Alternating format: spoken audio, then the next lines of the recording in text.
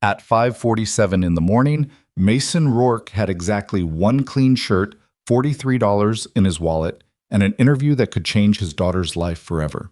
He was 37 years old, a former Navy SEAL, and he was running out of time in every direction that mattered. Then the smoke started, and the screaming. And Mason, broke, desperate, wearing his only decent shoes, made the kind of decision that either defines a man or destroys him.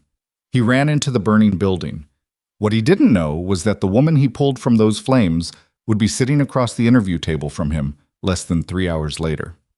If a story like this one moves you, if you believe that ordinary people can still do extraordinary things, please subscribe to this channel and hit the like button before we go any further. Drop your city and country in the comments below. I want to know how far this story has traveled. Now stay with me. Every single minute of what follows is worth it.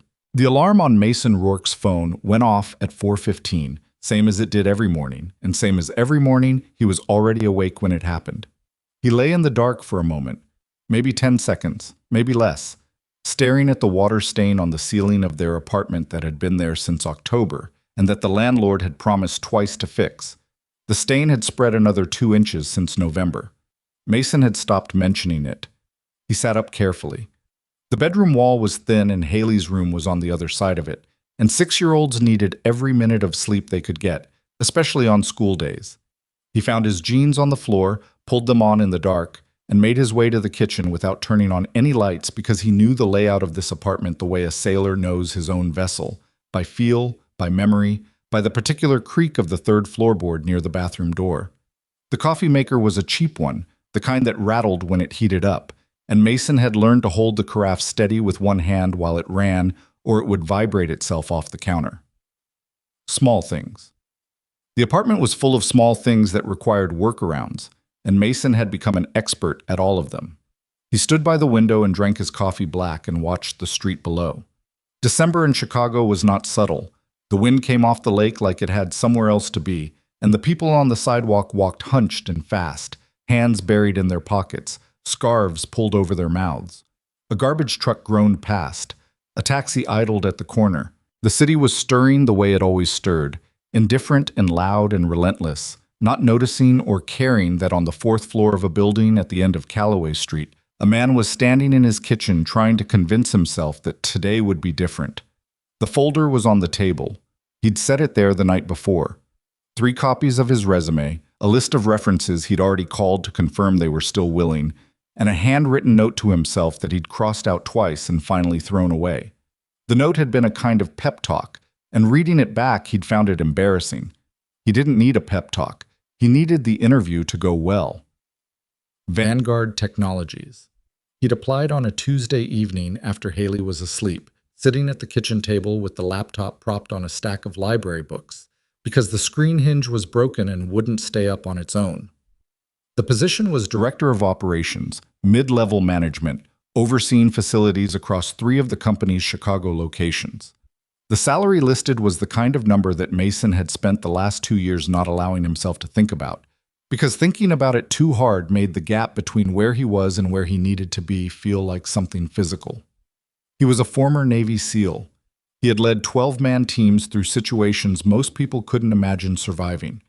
He had planned operations under fire, made decisions in fractions of seconds, kept men alive in circumstances that had no margin for error.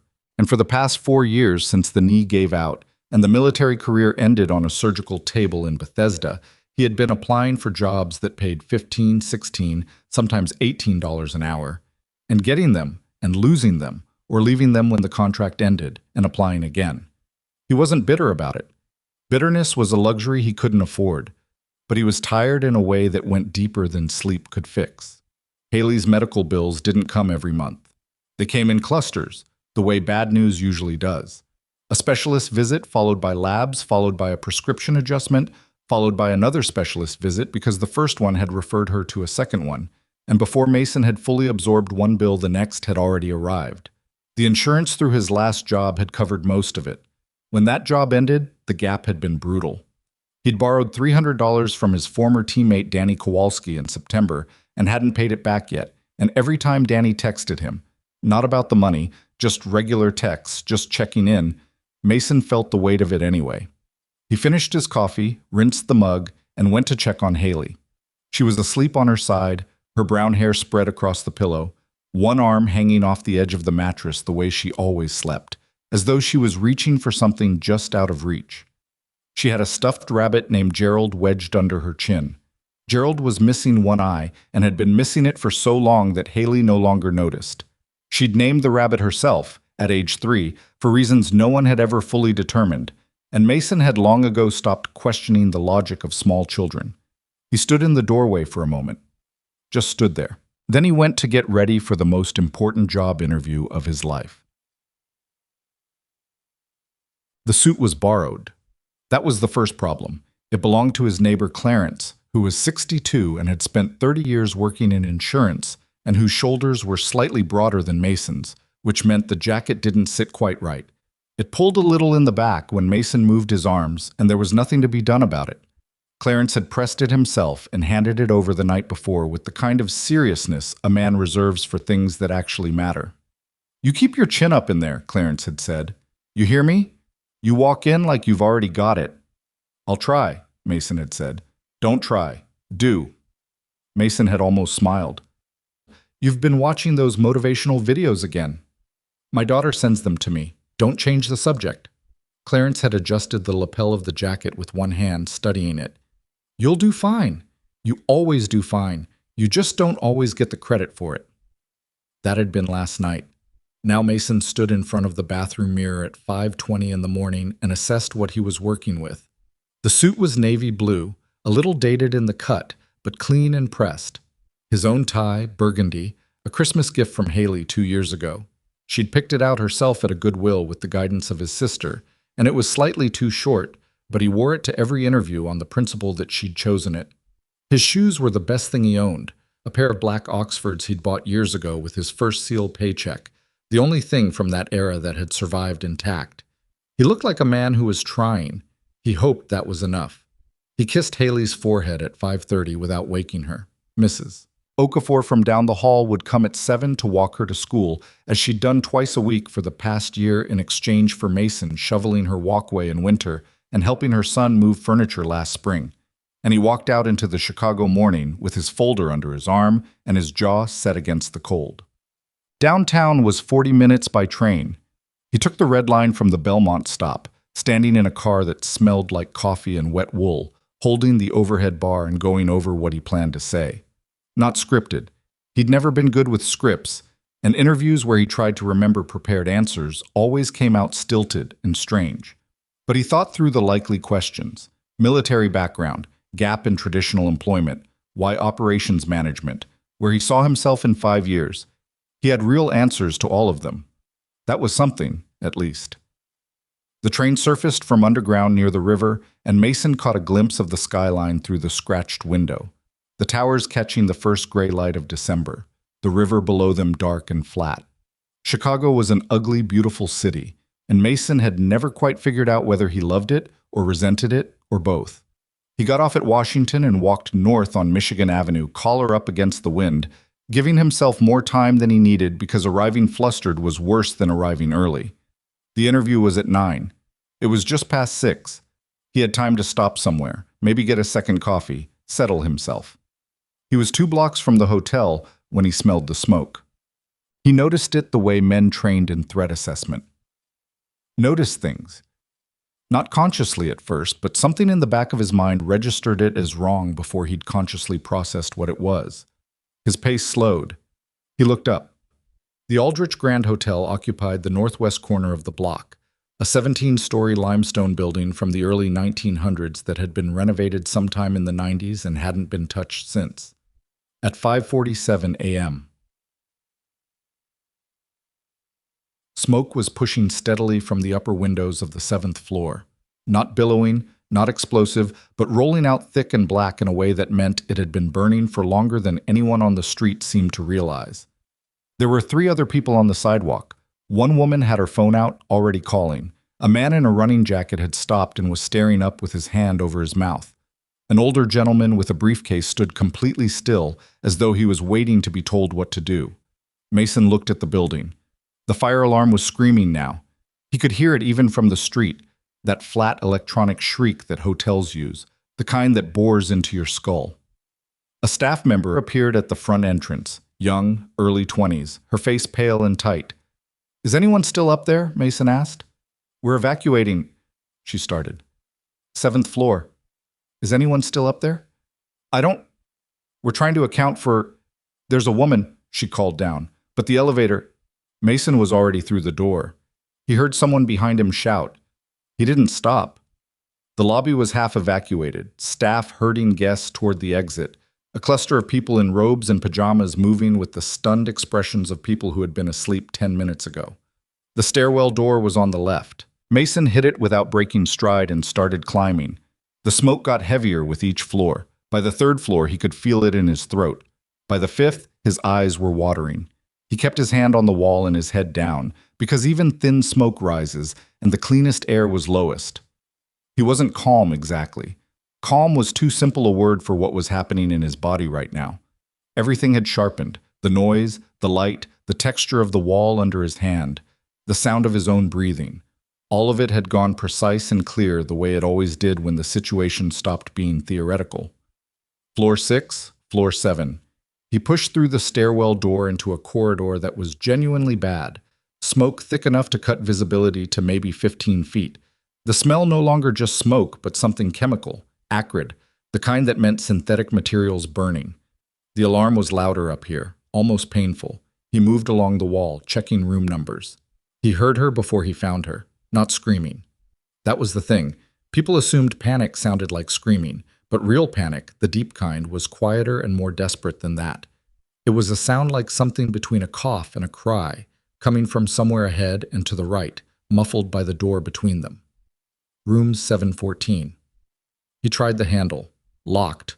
Or more accurately, the frame had shifted from the heat, and the door was jammed in a way that the lock was only part of the problem. He felt the door with the back of his hand first. Not dangerously hot. Whatever was burning was down the hall, not immediately behind this door. "Hey," he said, loud and flat. "Can you hear me?" "Step away from the door. Get to the far side of the room." A moment, then a voice, rough from smoke, shaking. I can't get the door." "I know. Step away from it. I'm going to force it. Go to the window. Get low." He heard movement. He gave it 3 seconds, set his shoulder, and hit the door once, hard, using his whole body, and not just the impact, but the sustained pressure, and the frame gave with a sound like a gunshot, and the door swung inward. The room beyond was thick with smoke, but not as bad as the corridor. He found her by the window, 30 feet from the door. A woman, dark hair, early 30s, crouched on the floor with her jacket pulled up over her mouth and nose. She looked up at him with the particular expression of someone who has just transitioned from believing they're going to die to believing they might not, which is one of the most specific looks a human face can produce. "Can you walk?" he said. "Yes, I think." "Good. Stay low. Hand on my shoulder. Don't let go." She was steadier than he expected.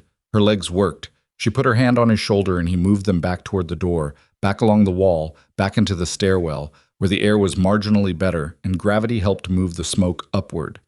He kept his hand on the railing and she kept her hand on his shoulder, and they went down 7 flights together without stopping. They came out into the cold air of the sidewalk, and 2 paramedics materialized immediately. They'd arrived while he was upstairs, and they knew what they were doing. He guided the woman toward them, passed her off, stepped back. One paramedic looked at him. "You need to be checked out too." "I'm fine," Mason said, which was mostly true. His throat felt like sandpaper and his eyes were streaming and his right palm was scraped raw from the stairwell wall. But nothing was broken and nothing was burned.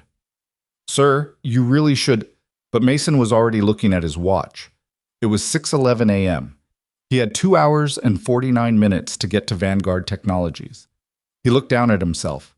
The suit jacket was ruined, smoke gray across the shoulders, a tear at the elbow from the door frame, the smell on it that wouldn't come out. He touched his face. He probably looked worse than he felt.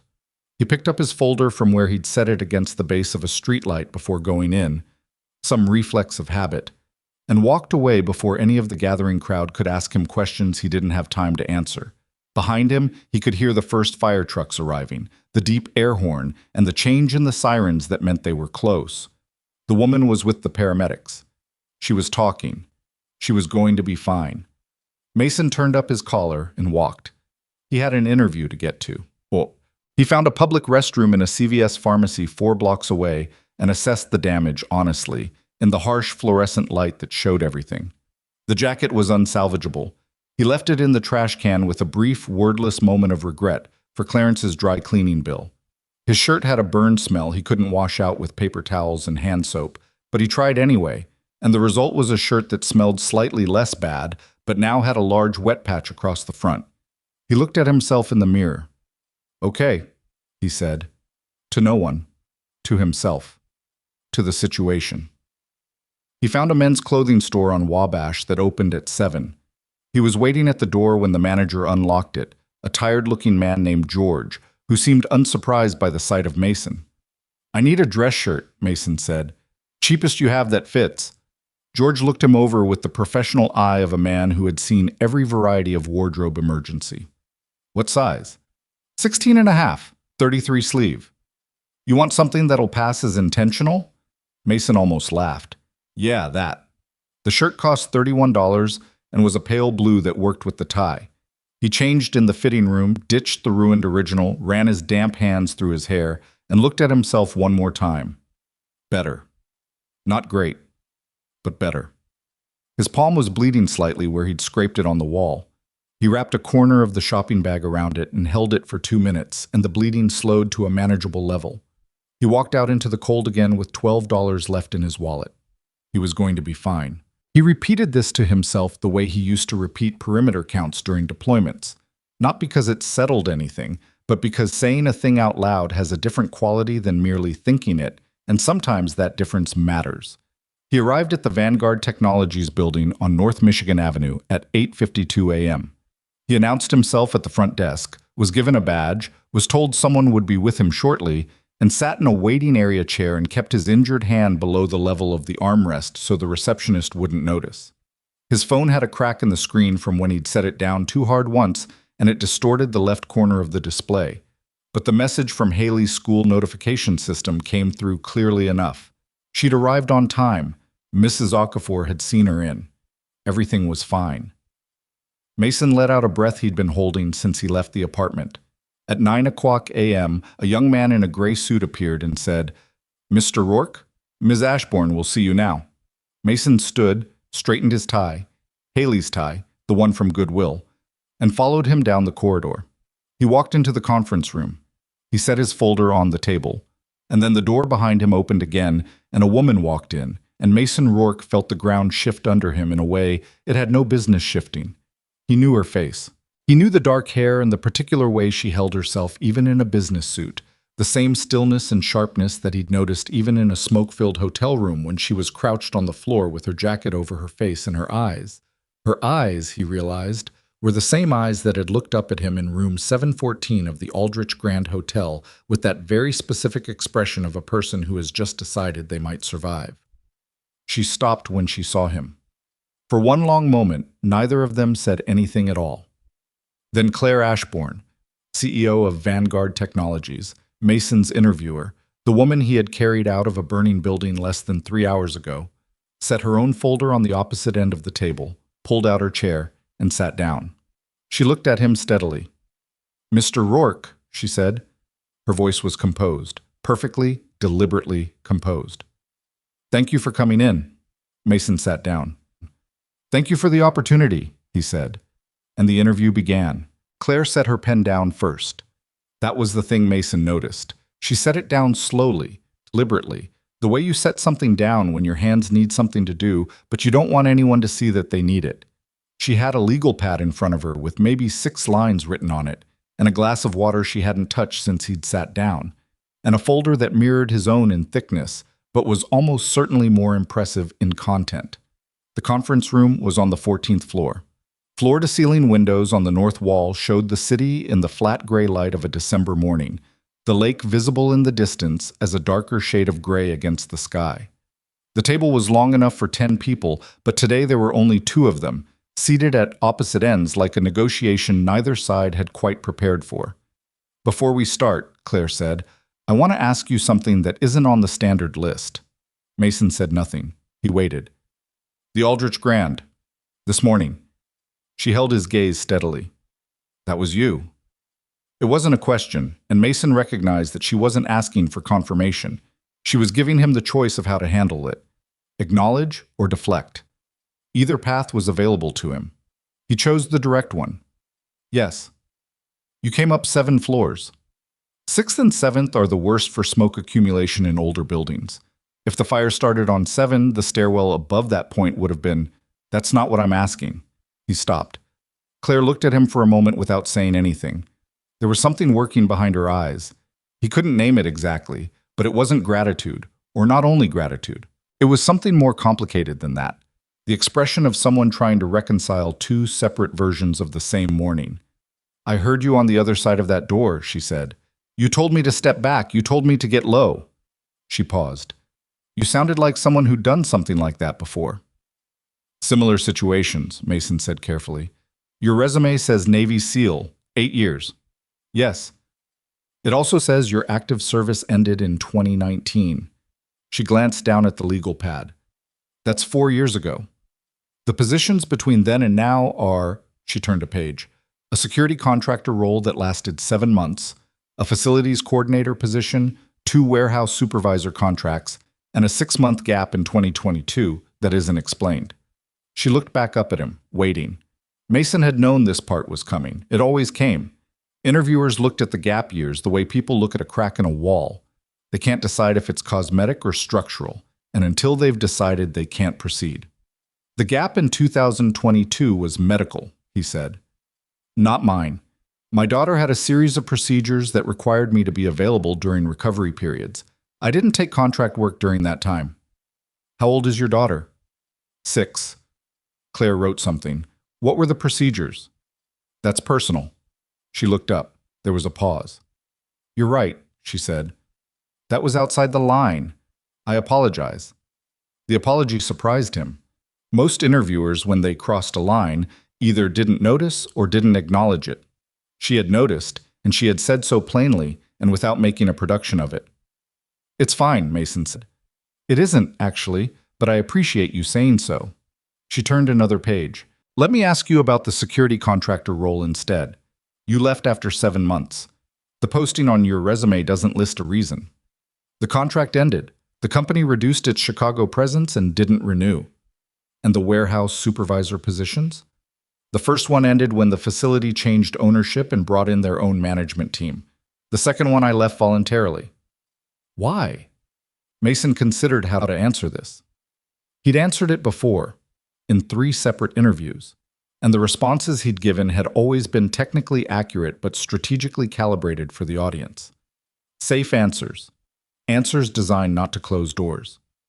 He looked at Claire Ashbourne across the long conference table and thought about the way she'd said, "It isn't, actually," and decided to give her a different kind of answer. "The second supervisor position," he said, "I left because the safety protocols in that facility were genuinely dangerous, and I reported it 3 times through proper channels, and nothing changed. I wasn't willing to be the supervisor on record when someone got hurt." The room was quiet for a moment. "Did someone get hurt?" "Not while I was there." "After you left?" "A worker had a forklift accident 6 weeks after my last day. Lost 2 fingers on his left hand. It was in the incident report that the company had to file with OSHA." He paused. "I had flagged the forklift operation specifically as a risk in my second written report to management." Claire looked at him for a long moment. "You kept copies," she said, "of everything." She wrote something else on the legal pad. Then she set the pen down again, the same deliberate way as before, and leaned back slightly in her chair. "Mr. Rourke," she said, "I'm going to be direct with you about something. Please. This position, Director of Operations, we've had it open for 11 weeks. We've interviewed 14 candidates. 12 of them had more traditional corporate backgrounds than you do. Better aligned resumes on paper. 3 of them had MBAs from schools that people in this building recognize immediately." She folded her hands on the table. "None of them are getting the job." Mason held very still. "Can I ask why?" "Because 11 of the 12 said what they thought I wanted to hear, and I've been doing this long enough to know the difference." She tapped the legal pad once with one finger. "And the 12th was technically excellent and genuinely unpleasant, And I don't hire people I wouldn't want to be around during a crisis. The last word hung in the air between them for just a half second longer than it needed to. You're interviewing me anyway, Mason said. I'm interviewing you because your application materials were specific in a way that most aren't. You didn't use the language people use when they've spent an hour studying a job posting and mirroring it back. You wrote like someone who was tired and just told the truth. She picked up her pen again. I find that interesting. Mason looked at her. He thought about the Tuesday night at the kitchen table, the broken laptop propped on library books, the application he'd written in a single draft, because he didn't have the energy to polish it, and because something in him had decided that one more polished version of himself that didn't get the job would be worse than an honest version that also didn't get the job. It was late, he said. I was tired. I know, that's why I called you. For the first time since he'd walked into the room, Mason felt something shift in his chest. Not hope exactly. Hope was too light a word and too easily broken. Something more like the easing of a pressure he'd been holding so long he'd stopped being aware of it. Tell me about your military career, Claire said. Not the official version, not the version that's been edited for civilian audiences. Just tell me what it was actually like. That question was different from any he'd been asked before, and it took him a moment to reorient. It was the best and worst thing that's ever happened to me, he said, and I'm not sure I can completely separate the two. Try. He thought about how to begin. He told versions of this story dozens of times, to VA counselors, to job coaches, to a therapist he'd seen twice before the copay made it impractical. And each time he'd organized it differently, emphasized different things, left different things out. Claire was watching him the way people watch when they're genuinely listening and not just waiting for their turn to speak. And something about that made him want to try a version closer to the actual truth. I joined because I wanted to do something that mattered, he said. That sounds like a bumper sticker, but it was real. I grew up in a house where nothing was stable, and I needed to be part of something that was. The SEALs were the most rigorous, most demanding thing I could imagine, and I thought if I could do that, if I could meet that standard, then I would have proven something. Proven it to whom? He paused. Myself, mostly. My father, maybe, but he died when I was 22, so that conversation never got finished. I'm sorry. It's old. He shifted in his chair. The career itself. I was good at it. Not the best, not close to the best, but good. Good at the planning, the logistics, the keeping things together part. The missions themselves. He stopped. Some of them I'm proud of. Some of them I don't think about if I can help it. That's as specific as I'll get. That's specific enough. The knee was a training accident in 2018. Reconstructive surgery, 18 months of rehabilitation, medical discharge in 2019. He said it flatly, the way he always said it, because the flatness was the only way to keep the rest of it contained. I was 33. I'd been in the SEALs since I was 24. It was the only adult version of myself I'd ever really known. Claire was quiet for a moment. And then? And then I figured it out the hard way, Mason said. The same way most people figure out most things. Slowly, expensively, and with a lot of wrong turns. Something crossed her face, not pity, which he would have felt immediately and resented, but something more like recognition, as if he'd described something she understood from the inside.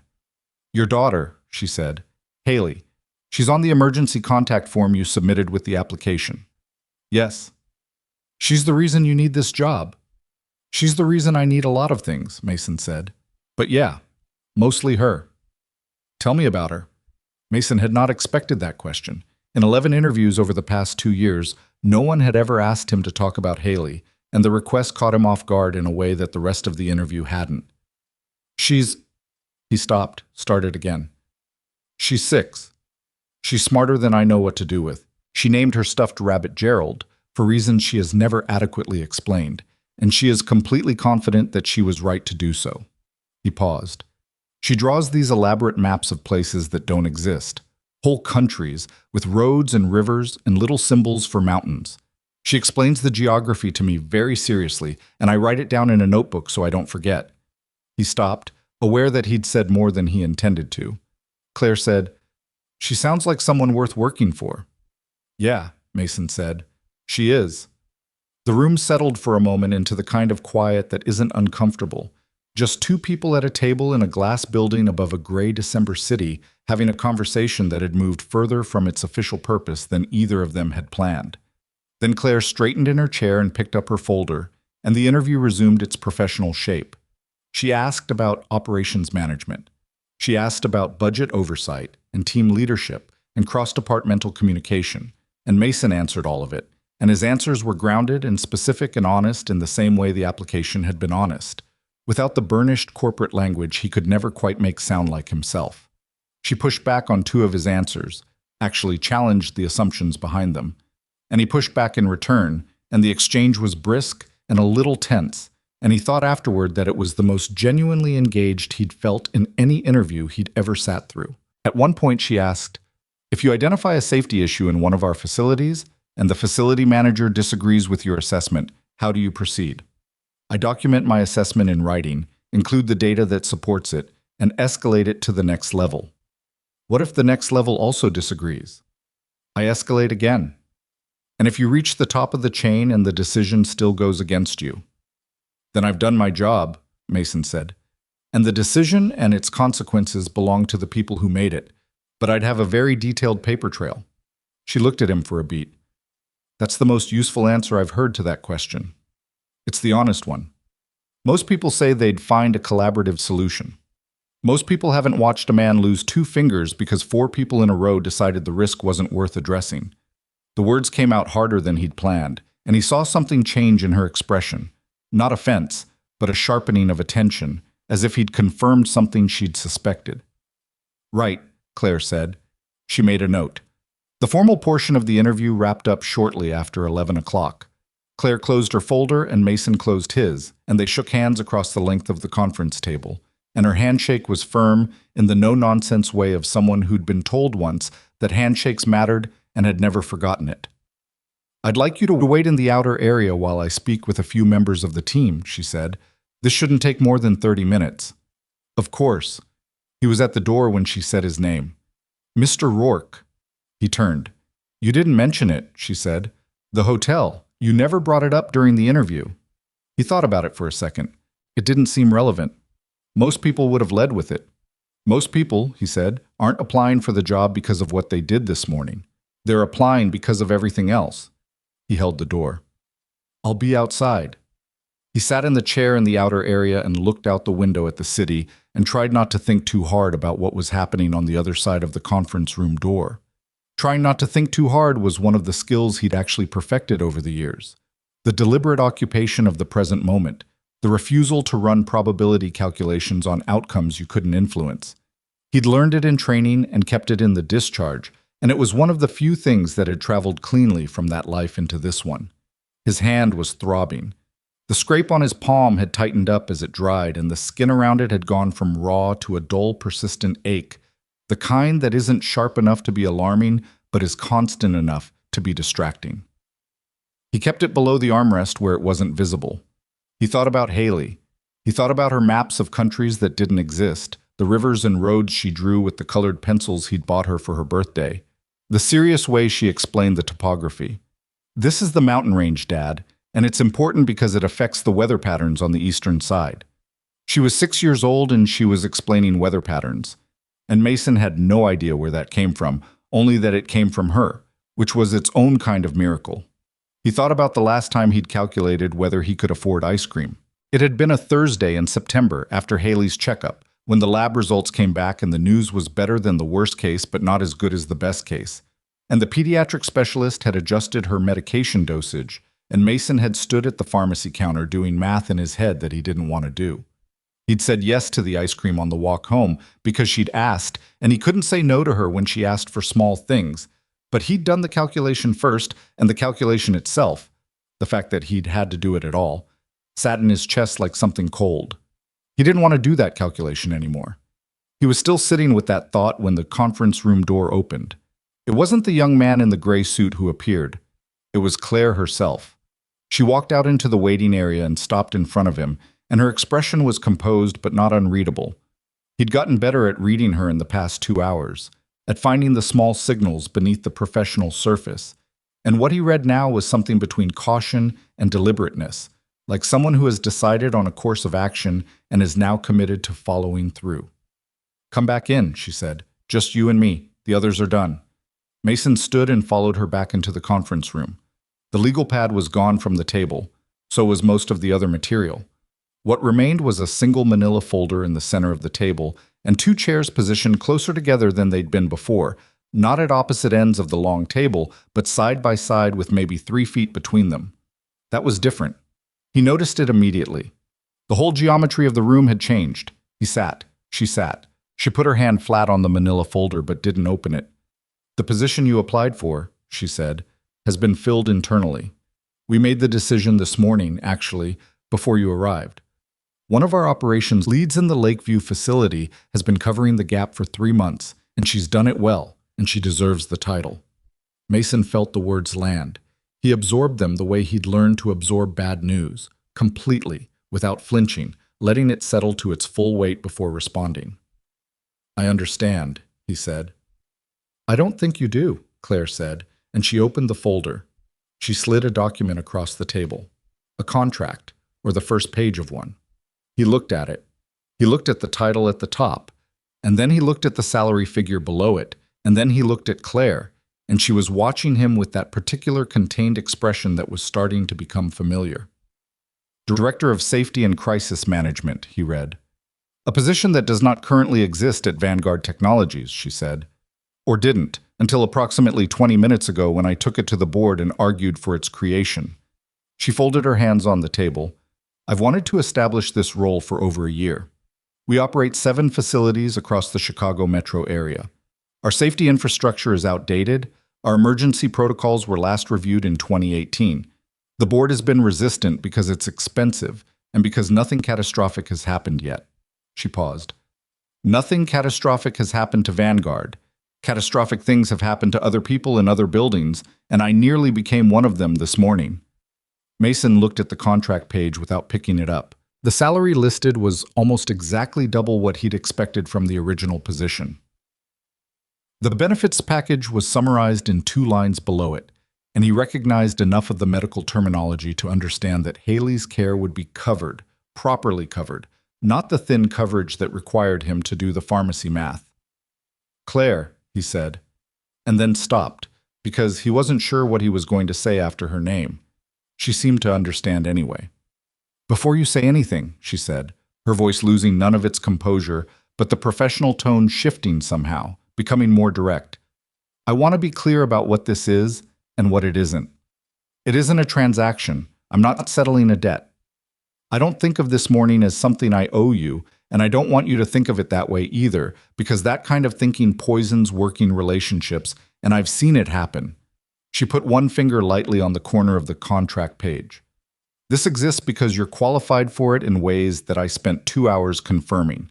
Your military background, your crisis judgment, your history of escalating safety concerns through proper channels and documenting everything, your willingness to leave a position rather than put your name on a report you didn't believe in.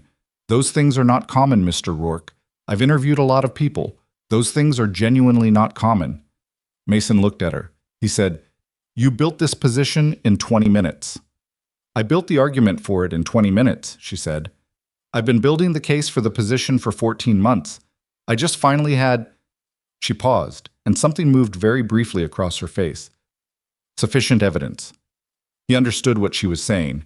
He also understood what she wasn't quite saying, which was that the sufficient evidence had a name and it was 7 floors of a burning building and a door that had been jammed in its frame, and a woman crouched on a hotel room floor who had survived to sit across a conference table and make this offer. "I have a condition," she said. He waited. "If you take this role, you work it like it's yours. Not like someone who's grateful, not like someone who owes me anything. You find the problems, you document them, you tell me the things I don't want to hear, and you don't soften them because you think I won't like them. I don't want a safety director who manages my feelings. I want one who manages actual risk." She held his gaze. "Can you do that?" Mason picked up the contract page. He read it properly this time, all the way through, which took maybe 2 minutes, in which the room was very quiet, and the city went on being gray and relentless outside the window, and the clock on the wall moved forward the way clocks do, indifferent to everything that was happening beneath it. He set the page back down. His scrapped palm left a faint reddish pressure mark on the corner of the document, and he looked at it for a second, that small, involuntary record of the morning, and thought about how strange it was that the most important interview of his life had started with smoke and a jammed door and 7 flights of stairs. "I need to ask you something first," he said. Claire nodded. "If I bring you a problem, a real one, an expensive one, and your board pushes back, where do you stand?" She didn't hesitate. "Behind you." "That's easy to say." "Yes," she said. "It is. You'll find out whether it's true when it matters, same as every other thing I've told you today." She leaned forward slightly. "I could dress that up and make it sound more reassuring, but you told me you wanted someone who doesn't soften things. I figure that applies to both of us." He looked at her for a long moment. He thought about Haley's maps, the colored pencils, the weather patterns on the eastern side of the mountain range. He thought about Gerald the one-eyed rabbit and the water stain on the ceiling and the pharmacy counter on that Thursday in September.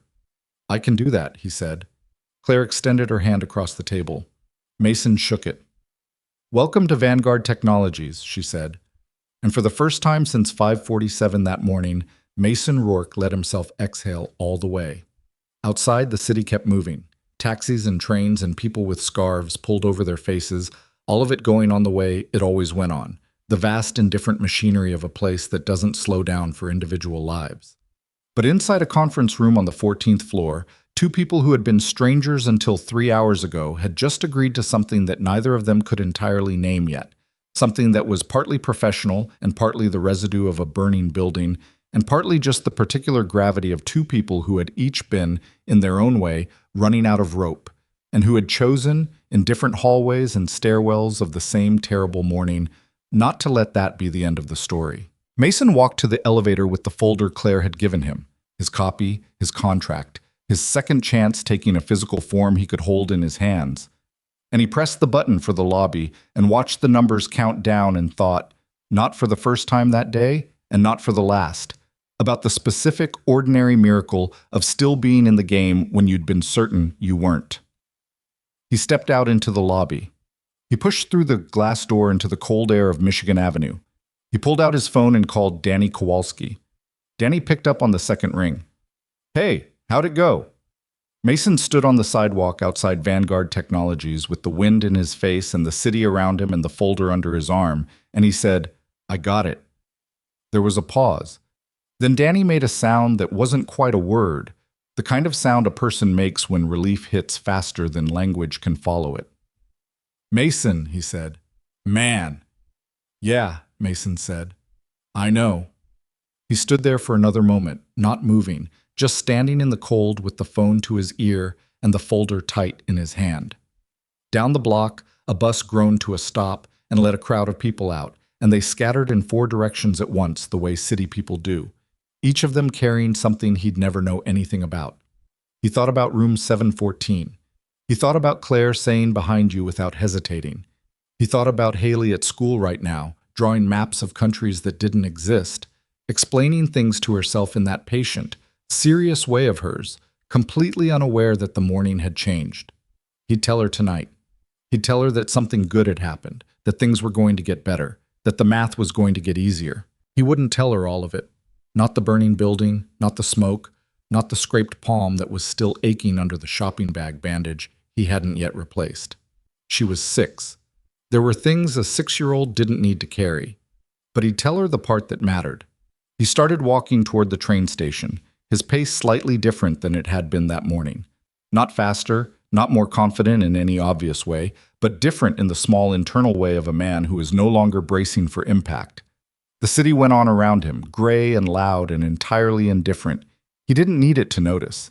He told Clarence first. Not because Clarence was the most important person in his life. That was Haley, unambiguously, always. But because Clarence was standing in the hallway when Mason got home, taking his mail out of the slot, and the man took one look at Mason's face and said, "Well?"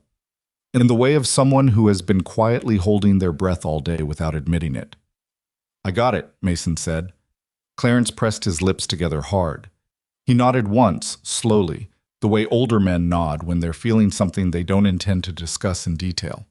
Then he clapped Mason once on the shoulder, firm and brief, the way Mason's father used to do, or the way Mason imagined his father would have done if his father had been the kind of man who did that. "Good," Clarence said. "That's good, son." And that was the whole conversation, which was exactly the right amount. Mason went inside, changed out of the borrowed shirt, washed his hands carefully around the scrape on his palm, and put a proper bandage on it for the first time all day. The scrape looked worse in the apartment light than it had felt throughout the morning, raw and wide across the heel of his hand, the kind that would take a week to close up properly. He pressed the bandage down, flexed his fingers, decided it was fine. He made 2 phone calls. The first was to his sister Rachel in Milwaukee, who said, "Oh, thank God," before he'd finished the sentence and then cried a little, which she would deny if asked. The second was to the billing department of the pediatric clinic on Fullerton, where he'd been on a payment plan for 11 months, and he told them that his insurance situation was about to change substantially and asked whether he could send updated information within 2 weeks. The woman on the phone, her name was Deborah, he'd spoken to her often enough that they were on a first-name basis, said that would be absolutely fine, and her voice had a warmth in it that suggested she had been hoping for exactly this kind of call. When Mrs. Okafor brought Haley home at 3:15, Mason was in the kitchen making dinner. Real dinner, not pasta from a box, but actual chicken thighs he'd bought at the grocery store on the way home, something that required the oven and time. Haley came through the door still wearing her backpack, dropped it in the middle of the hallway, exactly where she always dropped it despite 6 months of gentle redirection, and walked into the kitchen and looked at the stove. "Are you cooking?" she said. "Like, actually cooking?" Apparently. She climbed onto the counter stool and studied him with the evaluative expression she used when something was outside the normal pattern. "Something happened. I got a new job." She considered this. "Is it a good one?" "Yeah," he said. "It's a good one." "How good?" "Good enough that we're going to move to a bigger apartment. Good enough that your doctor doesn't have to feel like a problem anymore. Good enough that you can go to that school we looked at on Maple, the one with the science program." Haley was quiet for a moment, processing. Then she said, "Gerald can have his own shelf?" Mason turned from the stove to look at her. "Gerald can have his own shelf." She nodded, satisfied, as though the shelf for the one-eyed rabbit was the metric by which she'd been measuring the concept of financial stability all along. "Okay," she said. "Good." She slid off the stool, retrieved her backpack from the hallway, and went to her room to work on her maps. And Mason stood at the stove with a wooden spoon in his hand and a feeling in his chest that he couldn't completely organize into language. Something between relief and terror, and gratitude, and the particular exhaustion of a person who has been holding themselves rigid against uncertainty for so long that relaxing even slightly feels like its own kind of risk. He stirred the pan. The chicken smelled good. He decided that was enough for now. His first day at Vanguard Technologies was a Monday, 12 days later, and it was nothing like he'd imagined and exactly as complicated as he should have expected. The office they'd assigned him was on the 3rd floor of the main building, small, with a window that looked out over the loading area at the back of the building rather than the street, which he actually preferred because he could see what was happening in the facility from his desk. The furniture was a step above what he'd had in any previous job, which wasn't saying much but was noticeable. There was a nameplate on the door that someone had already installed, which he found slightly unnerving, as though the job had been more certain than he'd known. His administrative contact was a woman named Patricia Huang, who was 54, had been at Vanguard for 11 years, and had the energy of someone who has seen many new hires come and go and has developed a professional patience about it that is only barely distinguishable from skepticism. She handed him a stack of folders on his first morning and said, "These are the safety audit reports from the last 3 years. They're going to depress you." "How bad?" She looked at him over her glasses with an expression that indicated she was going to let the folders speak for themselves. She was right. They were bad. Not catastrophically bad. No one had died. There had been no major incidents. The facilities had passed their required inspections. But passing required inspections and actually being safe were, Mason was learning rapidly, 2 substantially different conditions. The inspections looked for specific categories of failure. They didn't look at what happened between the categories. They didn't catch the fraying that happened slowly, over years, as equipment aged and protocols drifted, and the gap between the written procedure and the actual practice widened into something that would only matter when it suddenly, badly mattered. Mason spent his first week reading. He read the audit reports, the incident logs, the equipment maintenance records, the emergency procedure manuals, all of which were dated between 2017 and 2019, which meant they were between 4 and 6 years old. He read the insurance filings.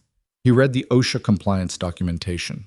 He read the employee training records, which showed that the most recent mandatory safety training for general staff had been conducted 18 months ago as a 2-hour session that had been widely described in the post-training surveys as informative, which in Mason's experience was the word people used when they didn't retain anything but also didn't feel they could say so directly.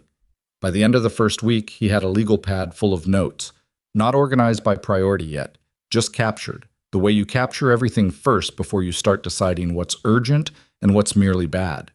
He also had a growing understanding of why the board had been resistant to Claire's proposal. It wasn't that they didn't understand safety. It was that they had been operating without catastrophe for long enough that the absence of catastrophe had come to feel like evidence of safety rather than what it actually was, which was luck. He'd seen this exact pattern before, not in corporate settings, but in the field. Units that had completed a dozen missions without incident and had quietly, over time, begun to conflate experience with invulnerability. It was one of the most dangerous places a team could find itself. The confidence wasn't wrong, exactly. The confidence was earned, but it was being applied to the wrong thing. His second week, he started visiting the facilities. There were 7 of them across the Chicago metro area. 3 research and development buildings, 2 administrative offices, a data center on the west side, and a product development laboratory in the northwest suburbs. He drove to each one, unannounced on the first visit. Claire had agreed to this, understanding immediately why unannounced visits would yield more accurate information than scheduled ones. He introduced himself to facility managers, walked the spaces with them, asked questions he framed as orientation rather than evaluation, because he wasn't there to make people defensive. He was there to understand what was actually happening. What was actually happening was a mixed picture, which was better than a uniformly bad one, but still required serious attention. The administrative offices were the best of the 7. The facility manager at the Wacker Drive location, a compact, efficient woman named Denise, who had worked in building management for 20 years, ran her space with the kind of organized competence that didn't need a safety director checking up on it. The emergency procedures were posted and legible. The fire suppression system had been tested 6 months ago. The evacuation routes were clear, the exit signage was functional, and she knew exactly which employees had current first aid training. "You're going to find it worse everywhere else," Denise told him, leaning against the doorframe of the first-floor fire equipment closet. She said it without inflection, as a matter of established fact. "How do you know?" "Because I've been sending emails about it for 2 years. Nobody answers email about safety until after something bad happens. Then suddenly everybody answers." He wrote her name down.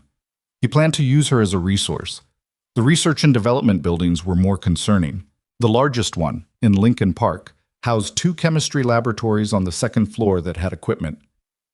Mason flagged on his first walkthrough: ventilation hoods that weren't drawing at rated capacity, a chemical storage arrangement that violated basic separation protocols, and an eyewash station that, when he tested it, produced water pressure so low it would have been nearly useless in an actual exposure emergency. The lab manager, a PhD chemist named Dr. Elliot Byrne, who had been with Vanguard for 7 years, watched Mason test the eyewash station with an expression that suggested he was aware of the problem and had been aware of it for some time. "The facility's request was submitted in March," Dr. Byrne said. "The response was that it was in the queue." "March of this year?" "March of last year." Mason wrote that down too.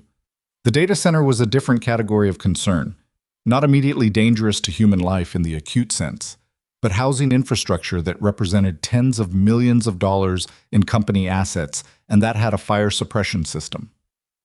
Mason spent 45 minutes examining before concluding that its last comprehensive test had been in 2020, and that the inspection record since then contained some irregularities he needed an outside engineer to clarify. The product development laboratory in the northwest suburbs was the worst. It was the largest facility, with the most complex equipment, the most hazardous materials, and correspondingly, the most significant gap between what the safety documentation said was happening and what Mason could observe was actually happening. He spent a full day there.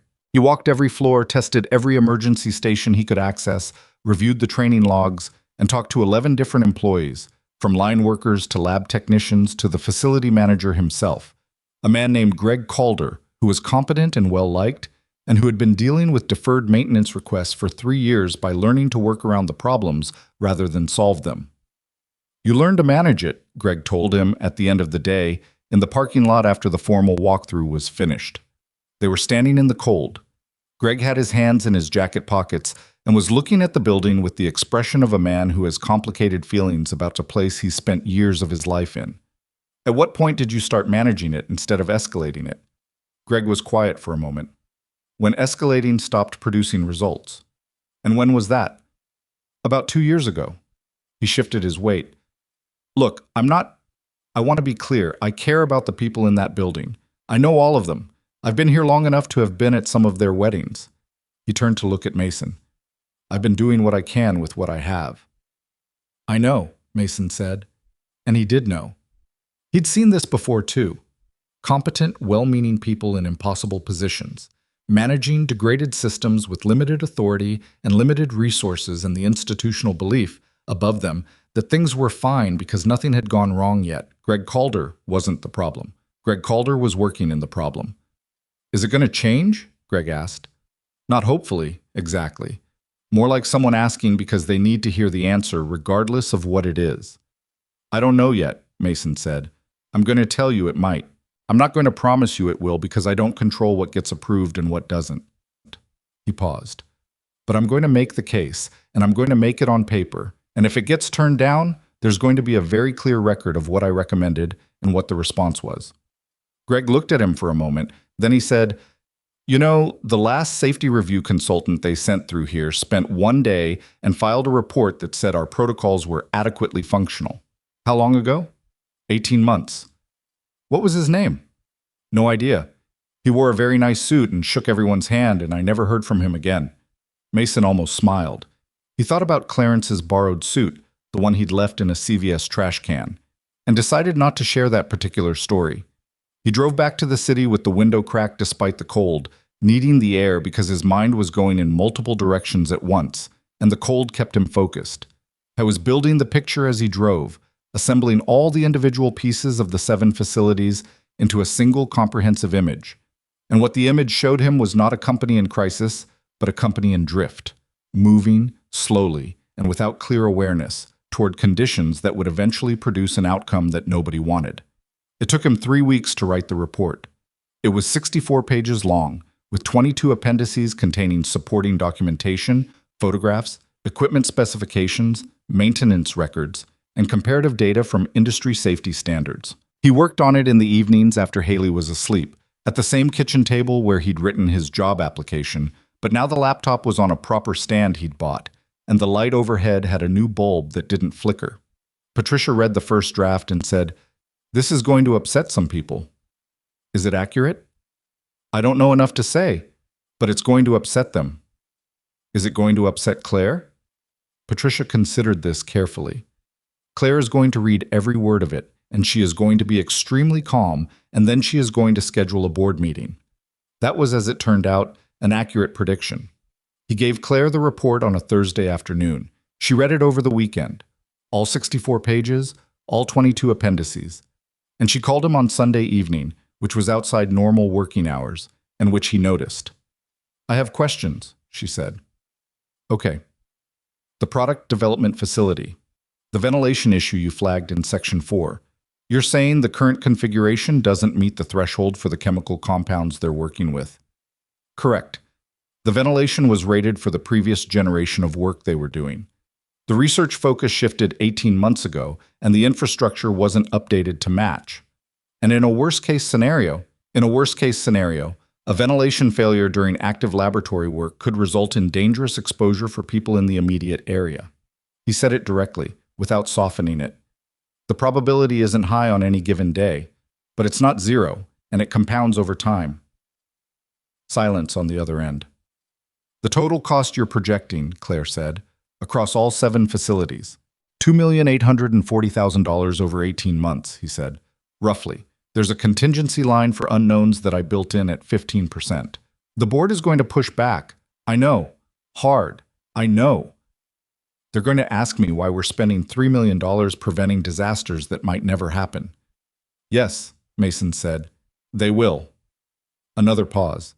He heard her breathing on the other end of the line, heard what sounded like the turn of a page, and he understood that she was sitting with the report in front of her on a Sunday night, going through it section by section in the particular way of someone who understands that they are about to have a fight and is making sure they know the material well enough to win it. Are you confident in this? She asked. Every number in it is documented, he said.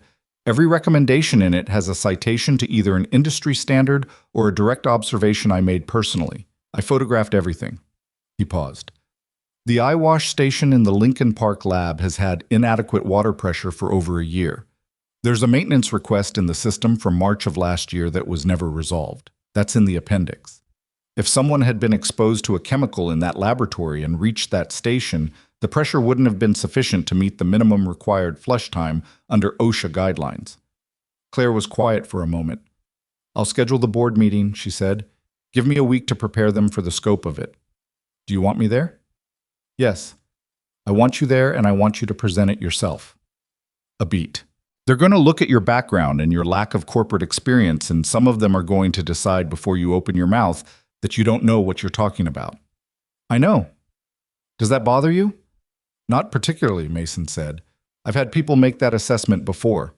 He thought about standing before a SEAL review board at 26, the youngest man in the room by 8 years, making the case for an operation that the senior officers had reservations about.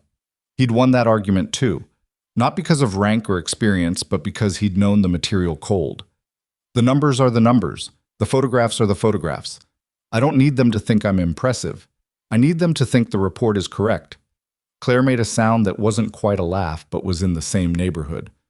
All right, she said. I'll let you know the date. She called back Tuesday with it. The following Thursday, 10 a.m., full board meeting, Mason to present the report in person. He spent the intervening days preparing the presentation the way he used to prepare operational briefs, not by memorizing a script, but by knowing the material thoroughly enough that no question could send him somewhere he hadn't already been. He anticipated objections. He prepared responses that were factual rather than defensive. Patricia helped him put together a slide deck that translated the 64-page report into a 30-minute presentation, and she was good at it, knowing intuitively which numbers carried the most weight and which could be summarized. He didn't sleep particularly well the night before. It wasn't fear exactly. He didn't have the word for what it was. Something more like the feeling before a mission briefing, that particular tension of knowing you're about to commit to something, that the door is about to close behind you, and whatever happens next you'll have to see through to the end. He lay in the dark and listened to the city outside, and thought about Greg Calder in the parking lot saying, I've been doing what I can with what I have. He thought about the eye wash station in the Lincoln Park lab with its inadequate water pressure, sitting there every day, looking like safety, being something less. He got up at 4:15, same as always. He made his coffee, held the carafe steady against the rattling machine. They'd moved to the new apartment 2 weeks ago, but the coffee maker had come with them, a stubborn continuity in an otherwise changed life, and stood at the window and watched the street below. Different street, different window. The view was better from here, a quieter block, a tree whose branches were bare now, but would be something in spring. Haley's room was bigger. Gerald had his shelf. The small things had changed. The important things were still in motion. At 9:30, Mason walked into the Vanguard Technologies main building with his laptop bag over his shoulder and 64 pages of documented evidence of the gap between what a company believed about itself and what was actually true. He took the elevator to the executive floor. He shook hands with Patricia, who handed him a cup of coffee and said, You know the material, just say what you know, which was the most useful piece of advice anyone had given him about public speaking and which he suspected she'd been saving for the right moment. He walked into the boardroom at 9:58. There were 9 people at the table. 7 of them were board members he'd been briefed on by Claire, a mix of long-term investors, industry executives, 2 retired CFOs. One was Claire's general counsel, a serious man named Bart Hale, who had been watching Mason since he walked in with the particular wariness of someone whose job it is to calculate liability. And at the head of the table was Claire, who looked at Mason when he entered and gave him a single, clean nod. He set up his laptop, connected it to the room's presentation system, and waited for 9 people to finish their side conversations and turn their attention to the front of the room. Then he clicked to the first slide and began. He didn't soften it. He told Claire he wouldn't, and he didn't. He walked them through the 7 facilities in order, from the best maintained to the most problematic. So the picture built progressively rather than leading with the worst case and losing the room to defensiveness. He presented the data the way data is meant to be presented, as information, not as accusation, because the point wasn't blame, it was condition. This is what we have. This is what it means. This is what we need to do about it. When he got to the product development laboratory, he showed the photograph of the ventilation system and explained plainly what the failure scenario looked like and what conditions would need to align for it to occur. He watched several faces change as he spoke. Not all of them, but several. The particular change of comprehension that happens when abstract risk becomes concrete. He finished the presentation in 28 minutes. The first voice was from the far end of the table, a board member named Charles Whitfield, who had founded 2 manufacturing companies and who had the manner of a man accustomed to being the most financially sophisticated person in most rooms he entered. "Mr. Rourke," Whitfield said, "you're asking us to spend nearly $3 million on issues that, by your own assessment, represent probabilities rather than certainties." "That's correct," Mason said. "We've operated 7 facilities for over a decade without a major incident." "Also correct." "So the case you're making is essentially that we should spend $3 million because something bad might happen." Mason looked at him steadily. He thought about the parking lot at the product development facility. He thought about Greg Calder's face. "The case I'm making," Mason said, "is that professionals don't prepare because disaster is guaranteed. They prepare because when people's lives are your responsibility, failure is no longer an option you can accept." He paused.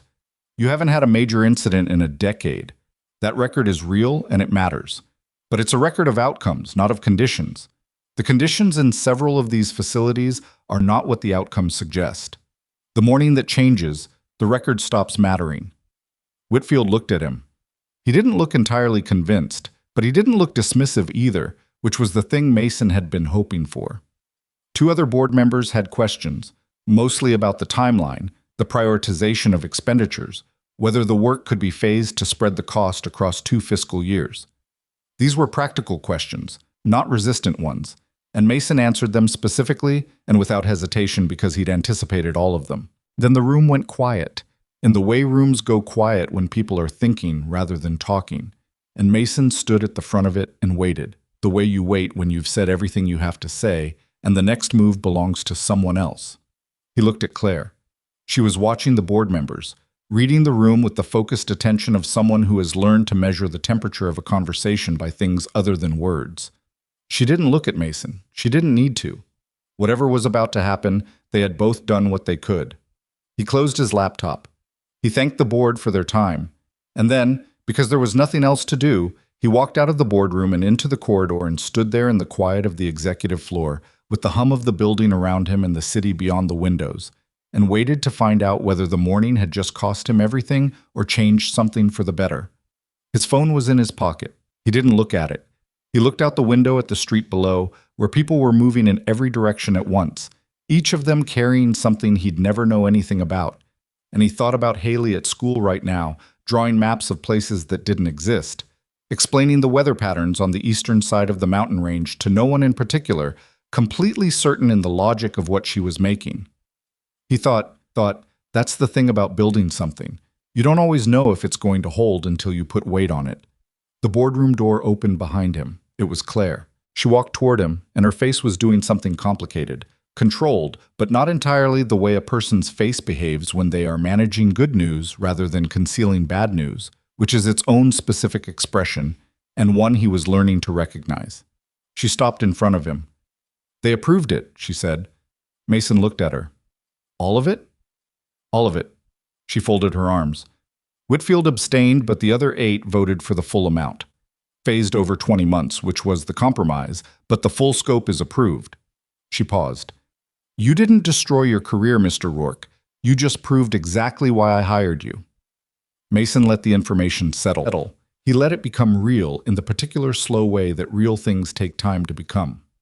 Whitfield abstained, he said. He'll come around. He's a slow mover on principle, not on substance. She unfolded her arms. I need you to develop the implementation timeline by end of next week. Patricia will help you coordinate with the facility managers. She paused. How's your hand? He looked down. He'd almost forgotten about it. The bandage was still there, changed and clean. The scrape underneath nearly healed now after 2 weeks. Fine, he said. Almost done. She nodded once, turned, and walked back toward the boardroom. Mason stood alone in the corridor for another moment, looking out at the city. The street below was the same street it had always been. Indifferent, loud, full of people going somewhere. He'd walked streets like this for 4 years, wondering whether the best part of his life was behind him. He'd been wrong. He turned and walked toward the elevator, his footsteps steady on the polished floor, and for the first time in longer than he could clearly remember, the space ahead of him felt less like a wall and more like a corridor, and not clear, not easy, but open, and his to walk through. The implementation timeline took 11 days to write, not 7, and Patricia didn't comment on the extra 4 days because she'd been watching Mason work and understood that the delay was not procrastination but precision. He built it the way he used to build operational plans, from the ground up, starting with the most critical vulnerabilities and working outward, sequencing the work so that each phase didn't compromise the next. For the things that would inevitably go sideways, because things always went sideways, and a plan that didn't account for that wasn't a plan, it was a wish. He cross-referenced the facility maintenance schedules, the equipment lead times from vendors. Patricia helped him identify the availability windows of the contractors he'd begun vetting, and the realistic capacity of Greg Calder and Denise and the other facility managers to absorb the disruption of active renovation without shutting down operations entirely. The result was a document that was less exciting than the original report and more useful, which was exactly what a good implementation plan was supposed to be. He presented it to Claire on a Friday morning, standing at her office whiteboard with a marker because she'd asked him to walk her through it rather than just sending the document, and she asked questions throughout that were pointed and practical and twice identified sequencing issues he'd missed, which he marked and corrected without embarrassment because that was the point of the exercise. You moved the data center work to month 14, she said, standing with her arms folded, looking at the whiteboard. In the original report, you flagged it as second priority. The contractors who can do the suppression system work properly are booked until month 12 at the earliest, Mason said. I can push it earlier if we use a different contractor, but the firm I want for that job has a better track record with the specific system model we have. The 2-month delay is worth the trade-off. You vetted multiple firms, 4 of them. References, incident histories, prior work on comparable systems. He capped the marker. The second choice firm is cheaper by about $40,000 and has 2 unresolved complaints with the state licensing board from the past 18 months. Claire looked at him. How long did that take you? The vetting? 3 days. That's not in the timeline document. It didn't need to be. It's done. She was quiet for a moment, looking at the whiteboard, and then she said, All right, in the way she said it when she'd satisfied herself about something and was ready to move forward. She uncrossed her arms. Send me the final version by end of day. I'll authorize the first phase expenditures on Monday. He was almost at her office door when she said, Mason. He turned. She'd started using his first name sometime in the second week, without announcement, and he'd started using hers in return, and neither of them had remarked on it, which was probably the right way to handle it. You look tired, she said. I'm fine. That's not what I said. I said you look tired. He thought about the evenings at the kitchen table, the implementation plan drafted in 2-hour increments after Haley was in bed, the 4:15 mornings that hadn't changed because Haley still needed to be up by 6:30, and the apartment ran on a schedule the same as it always had, the new one just in better light. It's a lot of ground to cover, he said. Is Haley settled in the new place? Mostly, she has opinions about the kitchen layout. She's 6. She has well-developed opinions, he paused. She wants the table near the window because the light is better for drawing maps. Claire's expression did something brief and genuine that she didn't appear to intend. Is it? We moved it. She nodded once. Go home at a reasonable hour today. When do you? She looked at him with an expression that conceded the point without quite admitting it. "Go," she said. He went. The real work started in January, when the first contractors arrived at the product development facility, and Mason drove out to the northwest suburbs at 7 in the morning to be there when they began. He'd been out to that facility a dozen times in the preceding weeks, working with Greg Calder to map the renovation schedule against the laboratory operations calendar, identifying windows when specific sections could be taken offline without stopping the research entirely. It was the most complex coordination problem of the whole project, and Greg had turned out to be a better partner than Mason had initially estimated. Organized, straightforward, completely without the territorial defensiveness that facility managers sometimes developed around their spaces. "I want to understand what you're doing as you do it," Greg had told him early on. "Not just that you're fixing it, what you're fixing and why. So I know what to watch for after." "That's going to take more of your time." "I know. I'm asking anyway." So Mason explained. He walked Greg through the ventilation system while the contractors were installing the new units, describing the airflow principles and the calculation behind the rated capacity and the specific ways the previous system had fallen short for the current laboratory work. Greg asked questions that were specific and intelligent, and within 3 weeks he understood the system well enough to explain it to his own staff, which he then did in a voluntary lunchroom meeting that 14 of his 32 employees attended. Mason heard about the meeting secondhand from one of the lab technicians who stopped him in the hallway to ask a follow-up question about the new ventilation indicators. He didn't mention it to Greg, but he wrote it down in a different notebook he'd started keeping, not the one for problems and documentation, but a smaller one, where he recorded things that were working. His SEAL team's intelligence officer had kept a similar notebook during deployments, calling it the good news file, and had explained once that it wasn't optimism, it was data. The same discipline of recording what was true, whether or not it was what you expected or wanted. The Lincoln Park Lab was the second facility into the renovation cycle, and the eyewash station was the first thing replaced there, not because it was the most expensive item on the list, but because Mason had been thinking about it since that first visit, the way it had sat there in the corner of the laboratory, looking like protection and being something less. And he wanted it corrected before anything else in that building was touched. Dr. Elliot Byrne watched the installation with his arms folded and an expression that was difficult to classify. "I submitted that maintenance request 14 months ago," he said, when the contractors had finished and Mason was testing the new station's pressure against the rated specification. "I know. I read it." Mason ran the flow for the full 15 seconds the standard required, watching the pressure gauge hold steady. "It meets OSHA minimum now. We're actually going slightly above spec because the older plumbing in this building runs a little low on pressure generally, so the new fixture compensates." What does that mean in practical terms? It means if someone gets something in their eyes in this lab and reaches that station, it's going to do what it's supposed to do. Byrne looked at the station for a moment. He looked like he was doing the math on 14 months, on all the days between the maintenance request and today, on the particular quality of risk that exists in the gap between what should be and what is. "Thank you," he said. Not to the fixture, to Mason. Mason said, "The chemical storage reorganization is scheduled for next week. I'll need your lab manager on site for that." "She'll be there." The Wacker Drive Administrative Office, which was already the best of the 7 facilities, got the least disruptive intervention, updated emergency procedure postings, a scheduled suppression system test, a first aid training refresher for the floor wardens. Denise ran the whole thing herself once Mason gave her the materials and the framework, sending him a completed checklist within 10 days with a cover note that said simply, "Done. Let me know what's next." He sent her the framework for the quarterly self-audit protocol he was developing and asked if she'd be willing to pilot it. She sent back a single line, "Already started."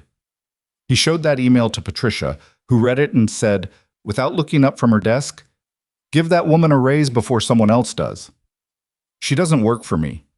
"She practically does. Talk to Claire." He talked to Claire.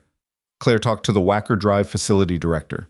Denise received a title adjustment and a compensation review that Patricia described as overdue by approximately 2.5 years, which was Patricia's way of saying it without actually saying it.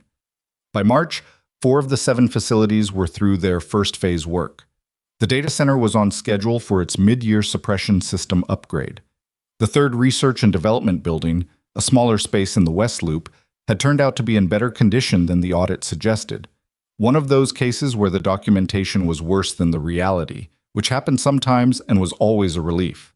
Mason updated his assessment, revised the cost projection downward by $60,000 for that facility, and sent the revised numbers to Claire with a note that said simply, "West Loop came in better than expected, adjusting accordingly." She replied within 20 minutes. Noted, don't spend the difference.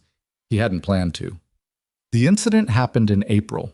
Not a disaster, not what the audit had been trying to prevent, not a worst-case scenario realized, but something real, something that had consequences, and something that demonstrated with uncomfortable clarity how thin the margin had been.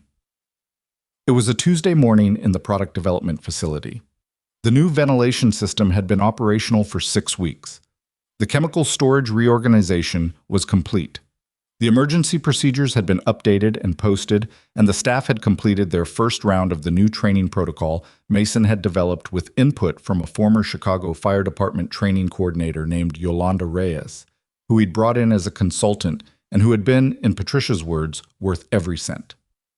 At 10:14 in the morning, a malfunction in a piece of laboratory equipment produced a small but rapid release of pressure in a sealed reaction vessel that wasn't supposed to be able to fail that way and did anyway, because equipment fails in ways it isn't supposed to when you're working near the edges of its rated capacity.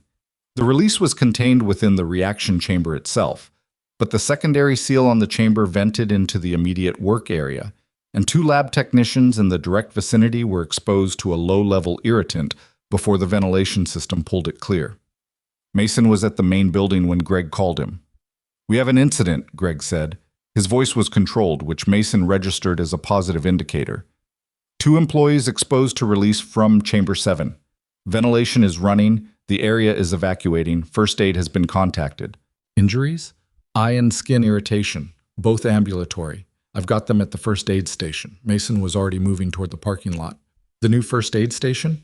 Yes, both stations on that floor. A pause. Mason, they're okay. The eye wash is working. The skin wash station is working. We're following the protocol. I'll be there in 25 minutes. He was there in 22. The 2 technicians, a young woman named Sophia and a man in his late 30s named Paul, were both at the first aid station on the 2nd floor when Mason arrived, being treated by the facility's newly trained first aid wardens. Sophia had her eyes flushed and was sitting with a damp cloth on her face. Paul had completed the skin wash protocol and was being evaluated for whether he needed medical transport. The area was evacuated and the ventilation was running at full capacity, clearing the work zone faster than the old system would have managed. Mason assessed the situation, confirmed the response protocols were being followed correctly, and called for medical transport as a precaution. Not because either employee appeared seriously injured, but because exposure incidents required documented medical evaluation regardless of apparent severity, and he'd written that requirement into the protocol himself. He found Greg in the corridor outside the cleared work zone. "Walk me through it," Mason said. Greg did, beginning to end, what the technicians were doing, what the equipment did, what happened in what sequence.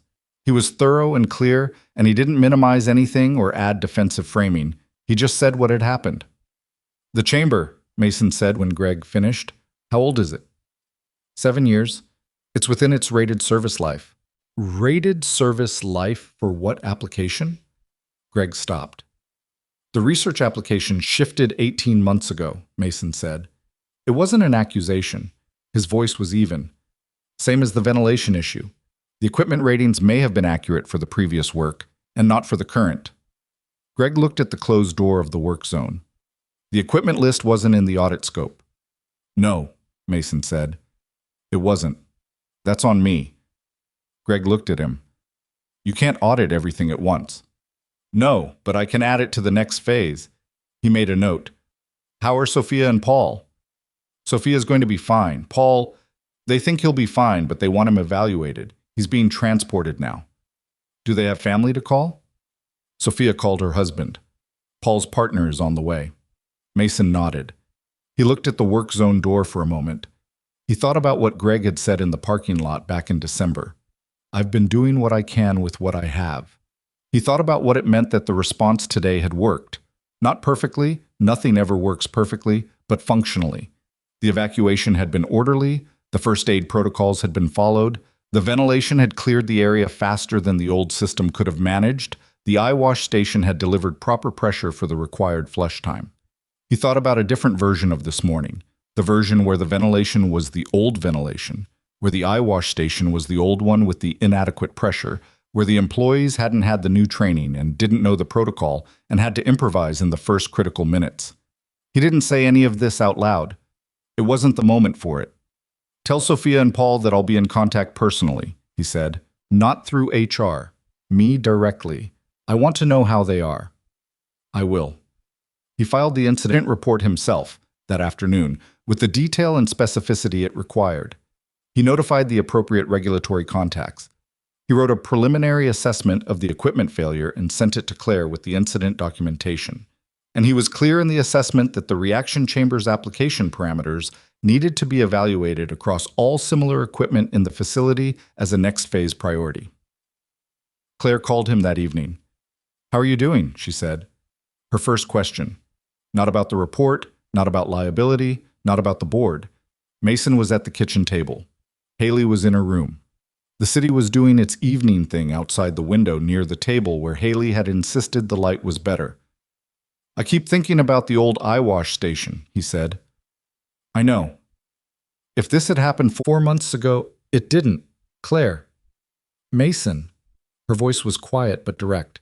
"I know. I've been sitting here thinking about it too. But it didn't happen 4 months ago. It happened today, when the protocols were in place, and the 2 people who were exposed were able to walk to a first aid station that worked properly and follow a procedure they'd been trained on." She paused. "Sophia called the main office this afternoon to tell us she was home and okay. She also said the warden who assisted her was excellent and asked if she could pass that along." Mason was quiet for a moment. "The equipment scope needs to expand," he said. "I know. You noted it in the incident report. I've already spoken to Whitfield." "What did he say?" "He said to move forward." A pause. "He also said, and I'm quoting directly because I think you should hear it, the report was right, and the response today proved it." Mason sat with that for a moment.